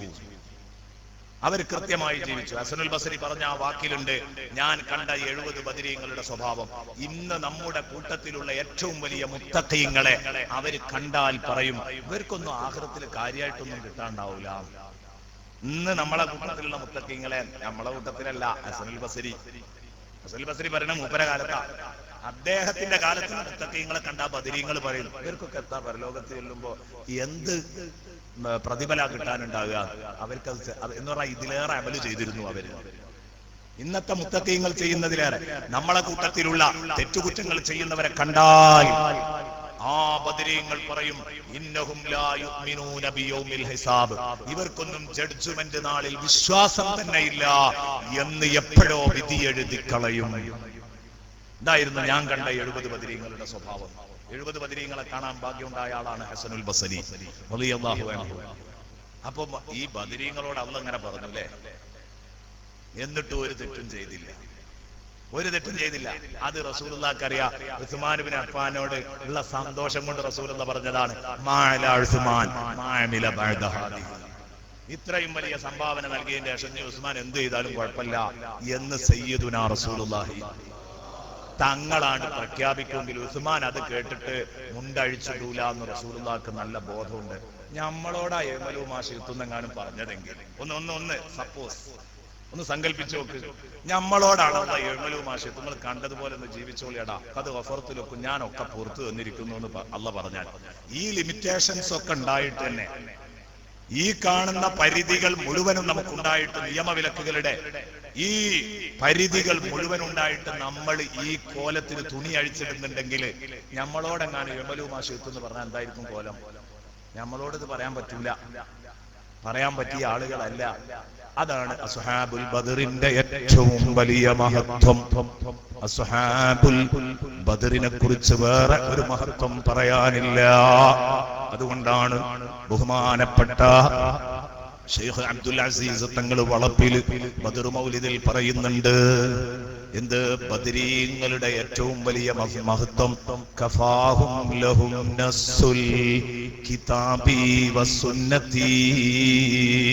ബദരീങ്ങളെ പറ്റി ഖുർആനും സുന്നത്തും, ഖുർആനും ഹദീസും വ്യക്തമായി അവരുടെ മഹത്വം പറഞ്ഞത് തന്നെ മതി, അവർക്ക് വേറെ ഒന്നും പറയാനില്ല.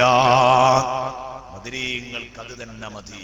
ഹദീസിൽ ഈ കോലത്തിൽ ആയത്തിൽ നമ്മൾ ഇതുവരെ കേട്ടത്, ഇനി ആയത്തുകളിൽ കുറെ ബദർ യുദ്ധത്തിന്റെ രംഗങ്ങളൊക്കെ ഞാൻ നേരത്തെ ഓതി വെച്ച നീണ്ട ആയത്തുകളിലുണ്ട്.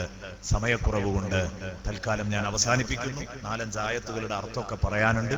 സമയം വൈകിയതുകൊണ്ട് തൽക്കാലം ഇവിടെ അവസാനിപ്പിക്കുന്നു. ബദർ നടക്കുന്നു, മലക്കുകൾ ഇറങ്ങുന്നു, സഹായിക്കുന്നു, വെള്ളമില്ലാത്തപ്പോൾ അല്ലാഹ് വെള്ളം കൊടുത്ത് സഹായിക്കുന്നു, ഭൂമിയിൽ പാദമുറപ്പിക്കുന്നു, ഖൽബിന് കരുത്തേകുന്നു. അതൊക്കെ ഓതി വെച്ച ആയത്തിന്റെ ബാക്കി ഭാഗങ്ങളാണ്. തൽക്കാലം ഇവിടെ അവസാനിപ്പിക്കുന്നു. വആഖിറു ദഅ്വാനാ അനിൽ ഹംദുലില്ലാഹി റബ്ബിൽ ആലമീൻ. ദുആ വസിയത്തോടെ അസ്സലാമു അലൈക്കും വറഹ്മത്തുള്ളാഹി വബറകാതുഹു. ഇൻഷാ അല്ലാഹ് ബഹുമാനപ്പെട്ട സയ്യിദ് അവർകൾ ഇടപെട്ട് ഇനി സംസാരിക്കും. നിങ്ങൾ എല്ലാവരും അവിടെ ഇരിക്കുമെന്ന് എനിക്കറിയാം, പ്രത്യേകം പറയേണ്ടതില്ല. നിങ്ങളൊക്കെ ദുആ ചെയ്യണം എന്ന വസിയത്തോടുകൂടി അവസാനിപ്പിക്കും. ഇന്നലെ ശബ്ദം അടഞ്ഞതുകൊണ്ട് സംസാരിക്കാൻ വലിയ പ്രയാസം ഉണ്ടായിരുന്നു. ഇന്ന് അൽഹംദുലില്ലാഹ് വലിയ സന്തോഷം. ഞാൻ ഇന്നലെ ആ ധൈര്യത്തിലാണ് തങ്ങളോട് മന്ത്രിച്ച് തരാൻ വേണ്ടി പറഞ്ഞത്. വെള്ളം മന്ത്രിച്ചു തന്നു. അൽഹംദുലില്ലാഹ് ഇന്ന് നേരം വെളുത്തപ്പോൾ സൗണ്ട് തുറന്നു. ഇന്ന് രാവിലെ ക്ലാസ് എടുത്തു, സുഖമായിട്ട്. ഇപ്പോഴും ക്ലാസ് എടുക്കാൻ കഴിയും. ഇന്നലത്തെ അവസ്ഥക്കനുസരിച്ച് ഇന്ന് മിണ്ടാൻ കഴിയൂല എന്ന് തോന്നിയത്. നിങ്ങളൊക്കെ ദുആ ചെയ്യണം. അസ്സലാമു അലൈക്കും വറഹ്മത്തുള്ളാഹി വബറകാതുഹു.